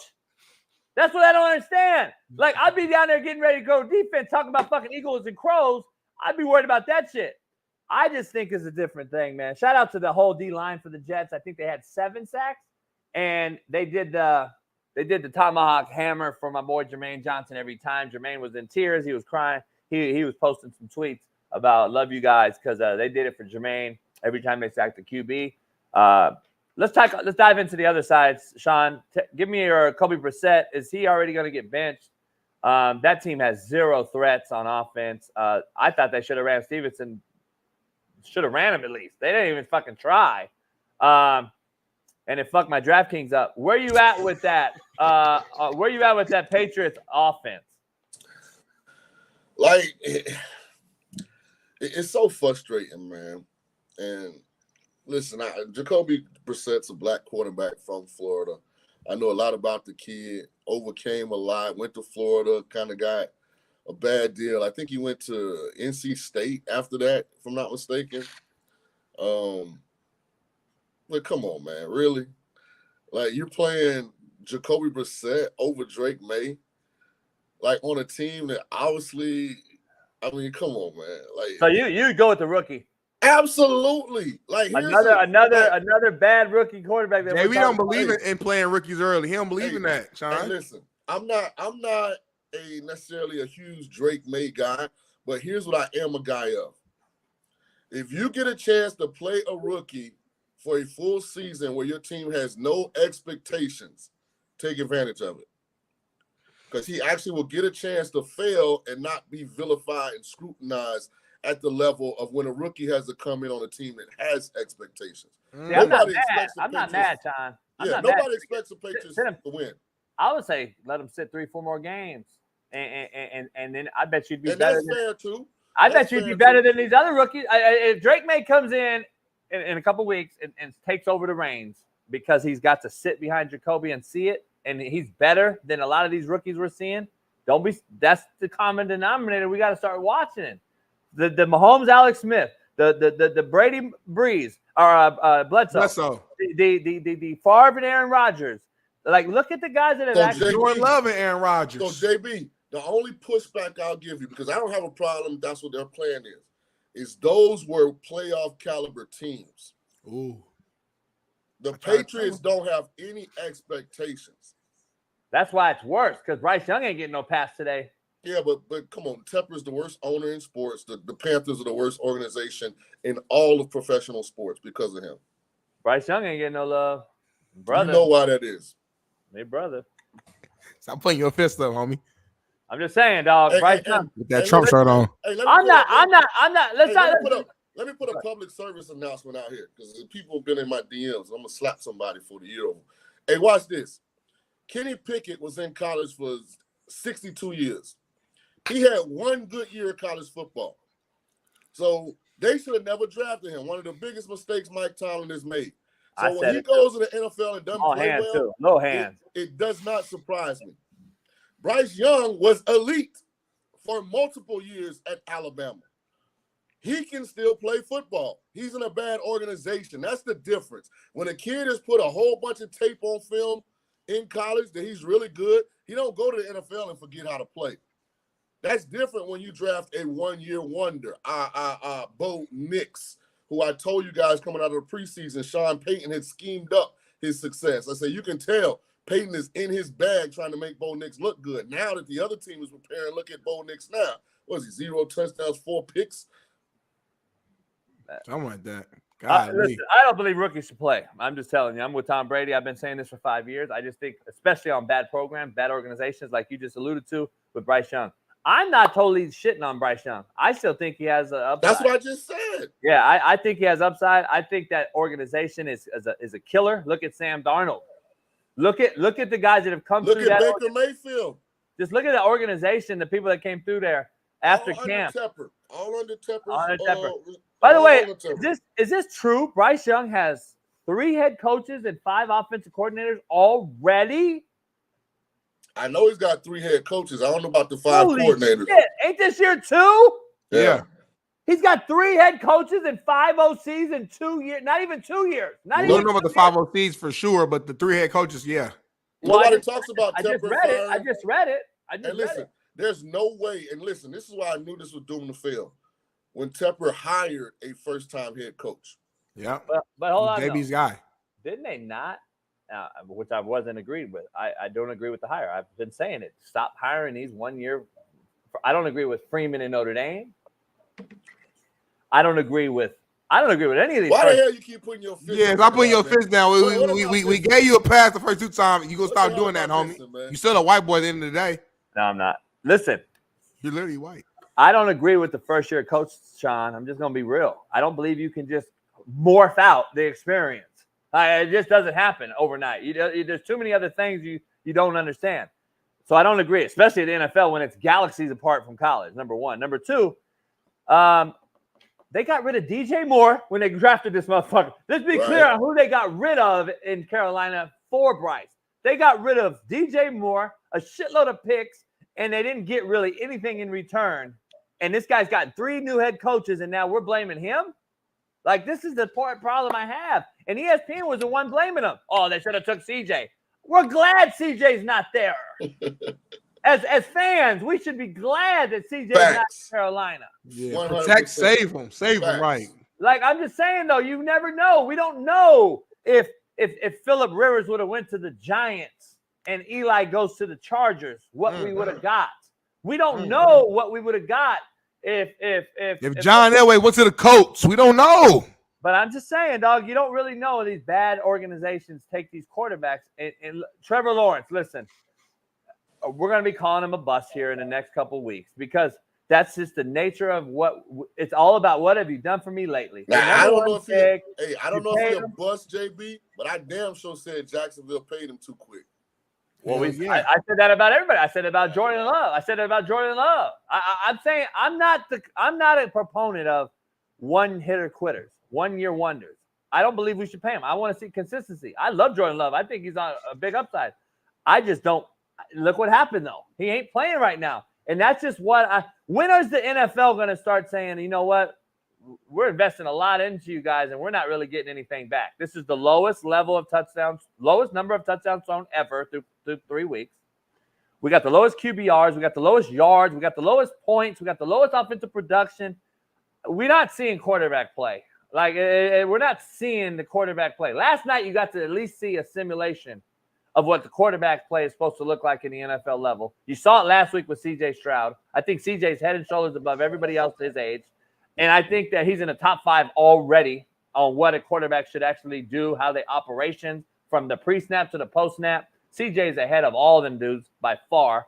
You got to see the guy that's pretty much the top of the mountain last night operate, even though we know he's still going through some things, some cobwebs. Sam Darnold been looking great. Derek Carr been looking great. Say what you want. I know both y'all don't like Kyler, but Kyler been looking really damn good so far. Whoa. When you ever heard me say anything bad about Kyler? Are you cool with Kyler? Yeah. Okay, my fault, brother. My fault. I Sound like Kyler Murray. Sound like Kyler Murray. Post-contract, Kyler is a good player. Pre-contract, Kyler was a spoiled brat. He got that Baker? money. Where you at Baker Mayfield? Where you at with Baker Mayfield? And are you a believer in what they did in Atlanta? I'm just talking NFC South right now because there's intriguing game quarterbacks. In Baker, we trust, baby. Okay, so in Baker, we trust because you're a Tampa Bay alum. Facts. I'm not ever going to trust Baker. Number 2, Kirk Cousins. They put him under center, put his back to the defense where he operates best. They fed the ball to Bijan, which I thought was critical. And in Carolina, we know what's going on there. Where are you at with that conference and the quarterback play in that conference? And are you seeing something that can be sustained in Derek Carr? Because I listen, it's an election year. Every election year, Derek Carr has a good start. I'm not. I'm not gonna come over here. I'm not gonna come over here and criticize Derek Carr because he has played at a high level. I'm just gonna put context on these 2 games. He's flashed before. Look it up. Fact. I'm sorry, every election year. I'm sorry. Go ahead. I heard him, man. I heard him. Hey, man, he about to burn his eyebrows off, man. What is that? Hey, baby, look up that flamethrower, don't he? Look at Derek Carr during election year. Real shit, though. I'm just gonna tell you. I believe you because I'm telling you that's how Derek Carr is. He's kind of like Jimmy Garoppolo. Once you get ready to put him on the trash sheet, he has a good 2 games and gets another big deal. Hey, do you know? And I'm all over the place, Shaun, with this quarterback. I'm so excited to have you on. That's okay. We're talking to you. Well, I love bouncing around because you and I can talk about it and go fast because the quarterback position is. Hey, let me say this, JB. You know why the quarterback play sucks? Why? Because the quarterback rooms around the world are soft as they've ever been. I've been saying that for a while. I blame the coaches. Ain't nobody holding these kids accountable. As far as the narrative goes around a player, popularity is more important than production. Like, it's ridiculous, man. It really is sad that they're allowing these kids to not reach their full potential because they're afraid to hurt their feelings or really coaching. Because some of these kids are talented. Yeah, they are. They're super talented, more talented than we've ever seen. That's what hurts me when I see these guys, and I'm just like, fuck, we allow it. We don't coach it. And I would love to coach these motherfuckers. Aaron Rodgers last night was 27-35, and we just talked about 6 balls that we know he missed. Absolutely. Think about it. Tell you. 27-35, and he missed 6 on his own. He had 2 dropped or questionable drops. Mike Williams in the end zone, He almost had a perfect game last night if he were to just – that's how close I'm just throwing that out there now. Versus a defense that we all said, oh, shit, they shut down Joe Burrow. They shut down the Bengals. They played a Seattle team to overtime with big-time wideouts last week. So he went in there and then did his thing last night. But I'm not hyped on Derek Carr, Shaun. I don't want to set you guys up in New Orleans for failure when he comes down crashing hard and everybody's like, oh, same Derek Carr. I'm just letting you know. But Baker Mayfield's impressive so far with Mike Evans and doing what he does. Is Atlanta? You know the deal with Baker Mayfield, and I don't know why people just don't grasp this understanding.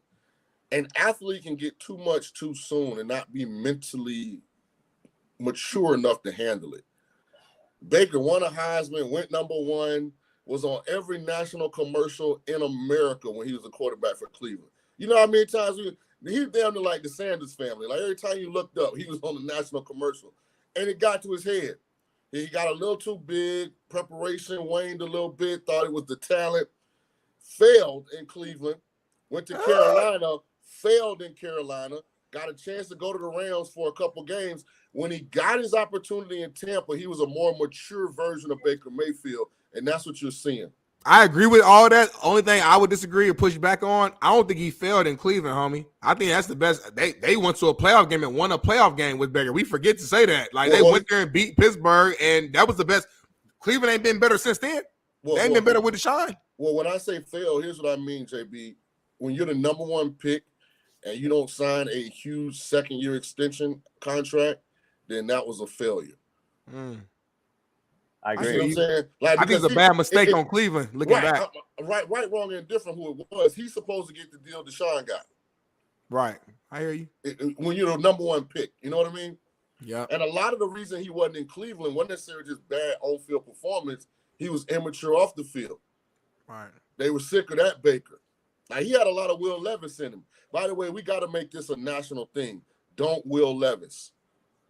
Like, I'm doing these breakdowns in Cleveland of Deshaun Watson. He almost Will Levis at the end of that game. Like, we got to make this a thing. Don't Will Levis. Like, we got to make a hashtag. That's a verb. Like, so, like, anytime, like, somebody might do something stupid, like, right. bro, don't Will Levis the thing. Please, don't Will Levis. And you can use it in multiple situations. You talk to a shorty and you about to fumble the bag. You about, hey, bro, don't Will Levis that. Right. Man. Like, just chill. Just. Can you imagine the level of disdain his head coach has for him in Tennessee? For him to be walking off the field and him to ask him, what the F are you doing? Hey, he said, what was the comments he made in the post-game press? He said something. He said, look, he said he's not a boy. He's a grown man. He's not a child. He knows. Like, damn. Hey, I love it. I'm tired of coddling these motherfuckers. They need more of it. They do. Yeah, like Salah last night and all this shit. I'm fucking fine. I'm fine with it. Like I said, I'm cool with it. If you don't hold a quarterback accountable, he will find every reason for why something didn't work except him. I agree. All right, so let's dive into this this other thing here. I got to be honest with you. I know you're not a baseball guy, but I love baseball. Was Ohtani's performance last night the greatest ever? No.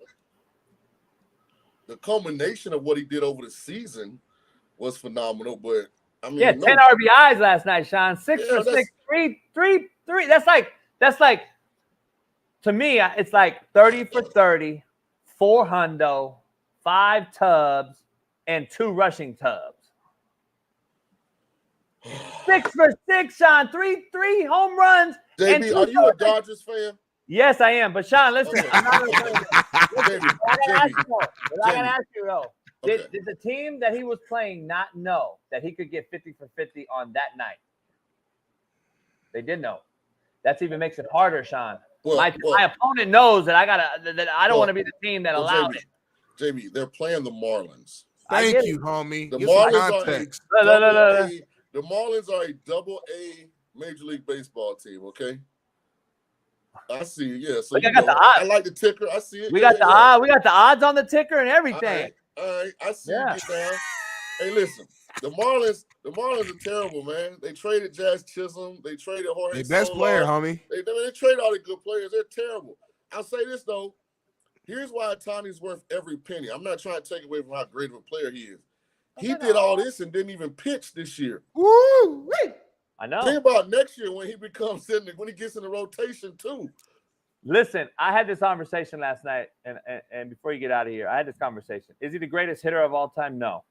I look at Wade Boggs, I look at Pete Rose, I look at Barry Bonds, I look at Ken Griffey, I look at all these different hitters that I've seen, and I'm like Tony Gwynn, and I'm like, he's not the greatest hitter. And then I go, is he the greatest pitcher? Well, I look at Roger Clemens, and I look at Steve Carlton, and I look at even Kershaw, Drysdale, Sandy Koufax. And I look at Pedro Martinez. I can go on and on and on and on and on, right? Right. And I'm like, he's not the greatest pitcher of all time, but he's an anomaly, right? We haven't seen this because we didn't get to see Babe Ruth play, and Babe Ruth was the guy that did it first, pitched and hit. We didn't get to see it, obviously, but like, is he best at one or the other? Right now, I don't believe he is. But he's like Travis Hunter. He's a he's really, really so. I mean, hell, 6 for 6, 3 homers. I can't believe this how bad the Marlins are. They kept pitching to him. I said to Smitty, I would have hit him. I would have walked him. I'm not knocking Ohtani. Ohtani's that dude. There's not one major league franchise, if everybody became a free agent, that wouldn't take him first. And it's without argument or question. And we got Keenan Middleton on this show who played with Ohtani. Shout out to my homie. For the Angels. He played with them, and he's like, dude, listen, I've never seen anybody like him, period. And he played with, like, he's seen like Ichiro and a lot of these guys at the end. Listen, Aaron Judge is a freak, but I don't believe he's even close to Ohtani skill set wise as far as overall. Aaron Judge is pretty much. Listen, he's a great hitter. And Aaron Judge not even in the same. Good. So you agree? Okay. You agree. I was the orange. It's like a whole nother. When you think of overall skill set, bro, that's like, come on, bro. That's like Westbrook to. I like Westbrook. That's like LeBron to Kobe from a skill set standpoint. That's not even the same. What does Aaron have 50 career stolen bases? Come on, man. Ohtani got 50 in a year. In a year, homie. And I'm not taking anything break it down, Smitty. From Judge as a hitter, but he's not. Break down the Marlins, Smitty. The Marlins, man, they bottom of the NL, man. These guys ain't making the playoff, ain't making no noise. They gave away their best player. To me, they're tanking. They're tanking. That like they're saying F this season. They know they ain't making the playoffs. They're just ready for the season to end. They're saying they're collecting checks, homie. Like, I can't believe in that. Let me make a point here. This is the only thing that's so screwed up about America. If they like you, they never yell your failures. If they dislike you, boy, look at here. You can stub your toe. It's going to be front page news. Ain't nobody blaming Jeter for this debacle down in Miami. He created all this. He designed the Marlins. I know he's not there anymore, but boy, when they like you, boy, they'll give you a pass for everything. Yeah. Hey, Adrian Wojnarowski left ESPN, and then they signed the trader Joel Embiid last night to 3-year, $192 million deal in Philadelphia. That's all I wanted to say about it. So let's move on to some football because I just hate to see it, but I wanted to be a sports show and mention that. It's game week, and Colorado plays Baylor. We got to get your take before you get off the show. Keep it real, Shaun. Keep it all the way funky. Well, I mean, again, what the hell do we know about Baylor? I mean, we're still finding out about Colorado. We're still finding out about Baylor. It's not like this is RG3 Baylor and Art Browse, and they're going into the Hornets den. Like, I don't know. Hell, is Baylor any good? I mean, Baylor was a borderline bowl team last year. I know they went to a 6-win, 7-win team. So, I mean, listen. Here's my PSA to Dion. Just play the season out and see what happens. Like, I'm not a guy that's on the edge of my seat every week to watch the Colorado Buffaloes. Colorado State was only a big game in the state of Colorado. Like, I mean, I'm not following them like that. You know what I'm saying? Like, I'm trying to follow the teams that I think have a chance to play in the college football playoff. Like, I'm over like, oh, what time does Colorado play this week? Like, come on, man. Colorado-Baylor is irrelevant. I agree with that. Don't agree. That's why you brought the topic up to the show. Let me ask you this then, a game that does matter then. USC going to the big house, USC-Michigan. Now we talking. What's going on in that game? Give us a full breakdown analytical. Don't pick Michigan again on this show because they're bad. They make you look bad. Hey, listen. I didn't realize that the quarterback was hurt. I thought he was coming back. The kid, the transfer, I'm drawing a blank on his name. He's horrible. He hadn't played yet, JB. Oh, yeah, I know. So the transfer they brought in to play, it still hasn't played. I can't think his name. I'm sorry, people watching. We'll get it. Brian Case is the biggest Michigan fan in the room. Yeah. Brian, who is it, Brian? Is it Jack Tuttle? Who's your shit? Yes, that's his name. Jack Tuttle. Yeah, Jack Tuttle sounds like a porn star. Yeah, that's the one they brought in. You would know. And he's still hurt. But I want to say, I got another opinion on this. I initially did not like the conference realignment, and I still don't fully grasp who's in what conference. But if it's going to give me USC-Michigan, in a September Saturday, like, I'm actually kind of starting to dig it a little bit. You know what I mean? Me too. That's what got my excitement from the jump. JB was against. I'm like, bro, SC, Ohio State, Michigan, Oregon. Like, I'm like, I want to see that as a fan, homie. That's exciting. Ohio State, Oregon, Ohio State. Like, come on, bro. Imagine the uniforms during that game. Ohio State and Oregon. I don't know who's going to have a better uniform that game. I don't know. I'm digging it. I am digging it. I'm anxious to see Tennessee, Oklahoma this week. I think Oklahoma's average. I think Tennessee has a chance to win the SEC. Big Matt said he got Oklahoma winning that game. Who? Matt Machesney, who comes on our show right before you. I can't take Matt serious until he get off this Colorado shit. I mean, I like Matt. I mean, but I got him in another box right now. Till his emotions get detached from his mind, like, I can't really take him serious.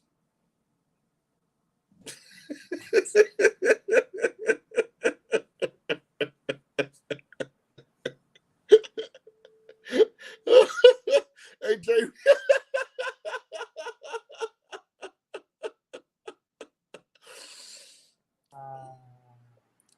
Hey, what the hell? Does SC play Ohio State? No, huh? I don't have a schedule in front of me. I'm not sure. I'm looking. They don't. That sucks. That's silly. Why wouldn't they do that? I don't know. They might see each other in the Big Ten championship. That's probably why. They probably kind of kept it that way. They got Penn State, Wisconsin. They got Rutgers, Nebraska. They played Notre Dame at the end. UCLA, Notre Dame is how they finished the season. They still play Washington. They got Minnesota and Maryland. I was thinking that would be Ohio State. UCLA is horrific, Shaun. How bad are they going to get beat by LSU? I mean, LSU seem to play everybody close, but I mean, I agree with you. UCLA is bad. I mean, they're bad and boring. That's a terrible combination. What's going on with ED? Bad and boring. EB in that offense. EB in that offense. I just don't see any creativity, and I'm like, come on, man, we gotta.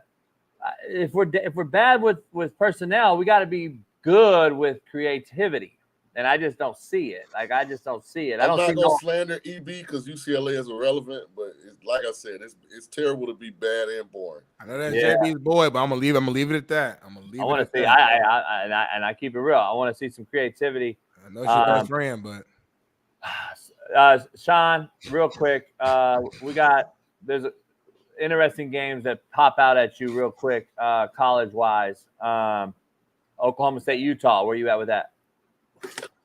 I mean, what's the story with Cam Rising? I get a report that he cut his hand. He's out for the year. Then I heard he's playing. Like what? I got to figure out what's going on with Cam Rising. If Cam Rising is healthy, I think Utah is a college football playoff team. I also think Oklahoma State is really, really solid, and it's tough to go to Stillwater and win. That's one of those environments, especially if you aren't used to going there. I mean, that wall is like right there next to the out of bounds. Like they got some little nuances to that stadium, like the people right on top of you. Like this will be an interesting game. But I am a big fan of Utah if Cameron Rising's playing. Where you at? Any upset alerts?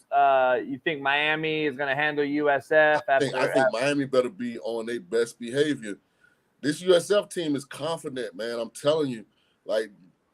They're just one of them programs where they hadn't really beaten anybody yet, but they truly, truly believe that they can. Yeah. And they got enough talent to, you see against the Alabama game, to get games into the fourth quarter. So the one thing I know about Cam Ward, and I hope he changes this because I'm rooting for him to have a big season, is at Washington State, he would play 2 or 3 great games, and then he would just unexplainably have a clunker. I mean, a game where he turning it over, errant throws. So I'm hoping that he's changed that in Miami, but I think this is a dangerous game. I'm not saying dangerous. I think this is going to be a very telling game for Miami. And are they really legit? Because USF thinks they can win this game. Yeah, no doubt. Tonight's game, if you're a bettor, if you were betting, giving betting advice, 2 top 25 teams, Illinois, Nebraska, in Lincoln tonight. Where you at? Ooh, I haven't really done my research for the night yet, JB. I hate to cop out like that, but I'd rather get no information than bad information. See, that's how I keep it 100. I'm moving, man. I just got into my new crib, got the keys yesterday, so I'm a little behind schedule on my betting. Congrats, my guy. I did have. What about you like Syracuse tonight in the game right before that against Stanford? He ain't did his research, man. Hey, let me do this, JB. When I get done here, I'll get on my JLB. No, I can send it to you. You can tweet it out. What about San Jose, Washington? Why you keep asking? Stop asking the question, JB. He told you what it was. He's moving. He's behind on his bets. He don't know. Your ass keep asking him. It's like you're not listening. You talking the talk. You're not listening. What about Marshall, Ohio State? The coach came out and said he'd rather have Ohio State players. Brother coach. Put your fist down. You're a white boy. Shaun, real quick. Sundays. That's like good water, alkaline. That's that healthy water right there, boy. Really, it's all Dasani. So let me ask you. I'm working on my skin. You look like a little, like it's either the camera or something, but you're like your skin look like it's a little bit like shiny. My skin look like that? It look wet, but it's dry. Man, I'm not having a skin conversation with you on here, man. Nah, you look dry, JB. You always look dry. You know white people don't use lotion? I found that out the other day. Yeah, they do. White women do. Oh, well, men don't. White men. JB said he don't really use lotion like that. I don't. For real. See? I don't use lotion either, man. I'll be honest with you.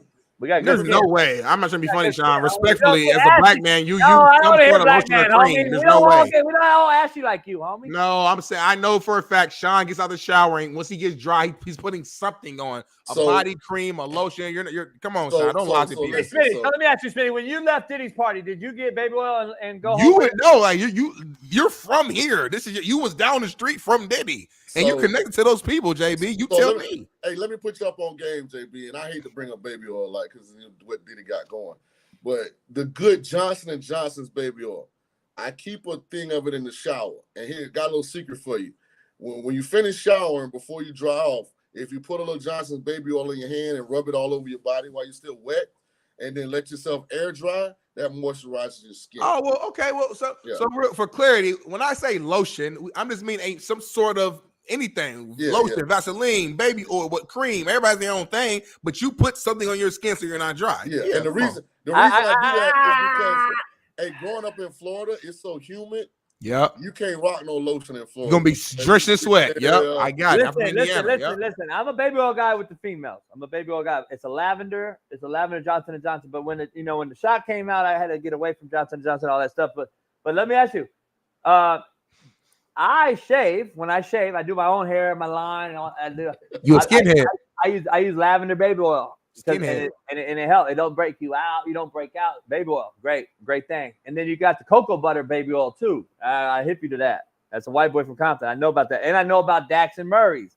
You gotta get some Dax and Murray's. You just name it. You the white boy who's like heard of stuff and seen your black friends use stuff. So now you're just listing black things that you think are black, but you don't use none of these things, JB. My thing, you don't put none on your elbows. You was in the studio the other day. Your knuckles was ashy. Your ankles is ashy. Your feet dry as a bone. Your face look dry. There's no shine. There's no spark. There's nothing there.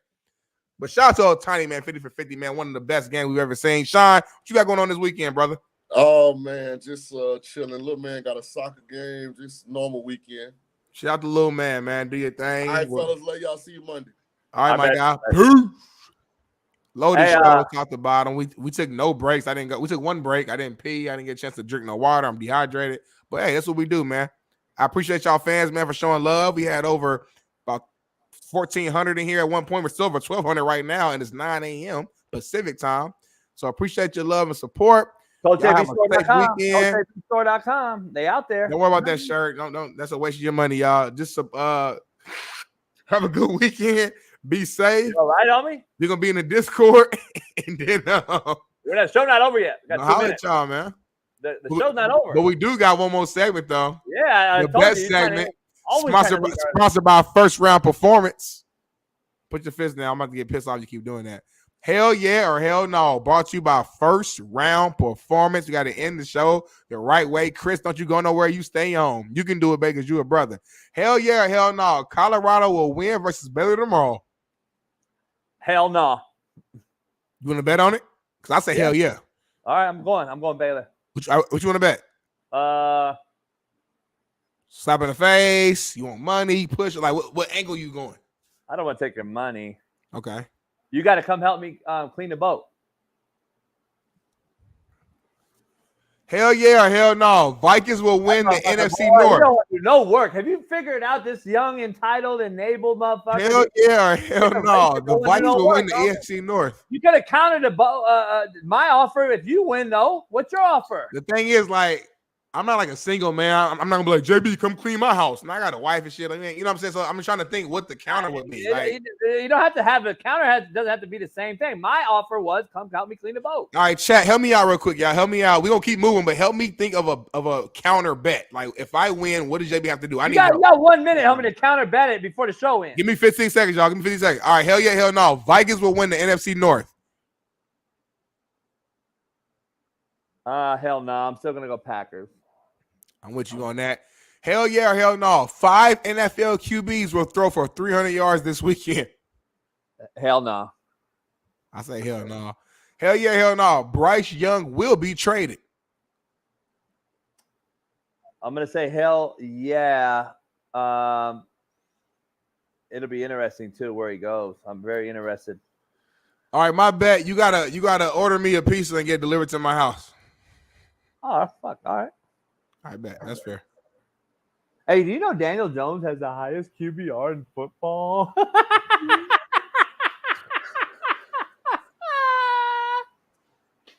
But nobody wants to talk about it. Nobody wants to talk about it. Nobody wants to talk about it. Nobody wants to talk about it. Hey, man, shout out to Mina Com, shout out to Dan Orlovsky, shout out to Mel Kiper, shout out to all supporters, man. Appreciate y'all. Hey, didn't you talk about Kyler Murray's QBR last week? No, I didn't talk about his QBR. Yeah, no. he did, because they put him in the Hall of Fame. No, QB rating for having a perfect game. Rating and QBR are different things. As I know you don't know the game for real. What's QBR mean? honestly, nobody knows. What's QBR? That's the problem. That's the problem. Like nobody actually knows like what the breakdown is of QBR. It's like a whole bunch of like stuff that like they put together weird, random like stats and like nobody knows. We always went by QB rating forever, and then QBR is like this newer thing. I think they call it like I don't know what they call it. I don't know what they want. Hey, do you know that how many playoff wins does Kyler have? Might be 0. It is 0. How many did Danny have? Because they played against the Rams, who won the Super Bowl that year, and they lost to the Super Bowl champions. That's what happened. It's like we're in court, Smitty. Daniel Jones has one that Saquon Barkley led. See, you can't say all that in court. I can't say all that. I can't say all that. You can't. I can't say all that. It's really a simple question. Yeah, and let me ask you this: you starting a franchise today? You got 2 options. Who you going with, Kyler Murray or Daniel Jones? Daniel Jones all day. Hey, this is the greatest show on planet Earth, the realest show on planet Earth. Stay tuned. Sunday, the NFL pregame show. Shaun and myself, along with Jeff Nadu. Don't miss that. The best NFL pregame show on planet Earth. And as you know, hey, man, I appreciate all the love. This show's growing. Like she said, we're growing. We'll be in the studio next week, Tuesday, Wednesday, Thursday again, as we'll have special guests on there, whether I'm there alone, solo, dolo, or not. I already paid the rent. I had to do all the work for it, so. But the Wi-Fi is underneath my name. Without me, we can't even run the show, literally. So it's a team thing. I can get it out your name, though. I can put AA's name on it. Credit way better than yours. You can't trust none of the AA's you got. Credit. I miss my 30-year-old credit, man. Everybody at 30 seems to have good credit. Not everybody, trust me. Black or white. But I've always had bad credit. Gene credit, horrible. Again, though, we actually let a fucking credit evaluator who's in debt by trillions tell us what our credit should be. That's what's fucking crazy. Make it make sense, Freddie Mac. Freddie Mac, make it make sense, Freddie Mac. Y'all have a great weekend, man. Hey, we're gonna be we might be on the boat this weekend. We might be at the lounge. We might not be anywhere. But you got to tune into our channel, tune into our pages, tune into our winnable.com/slap-picks for all our special bets, special videos with women, men, kids, everybody. We're going to be right there, winnable.com/slap-picks. And Bailey going to be there making his picks. Hey. We're going to be, Jeff Ned going to be making his picks. We're going to be just doing our thing. Hey, Freddie Mac. Stop putting your fist up. You can't do that no more. You white. All right, then, y'all. We out. Peace. Issues get pressed so fast you don't get sacked like bags and baggage. Smitty and Jason Brown.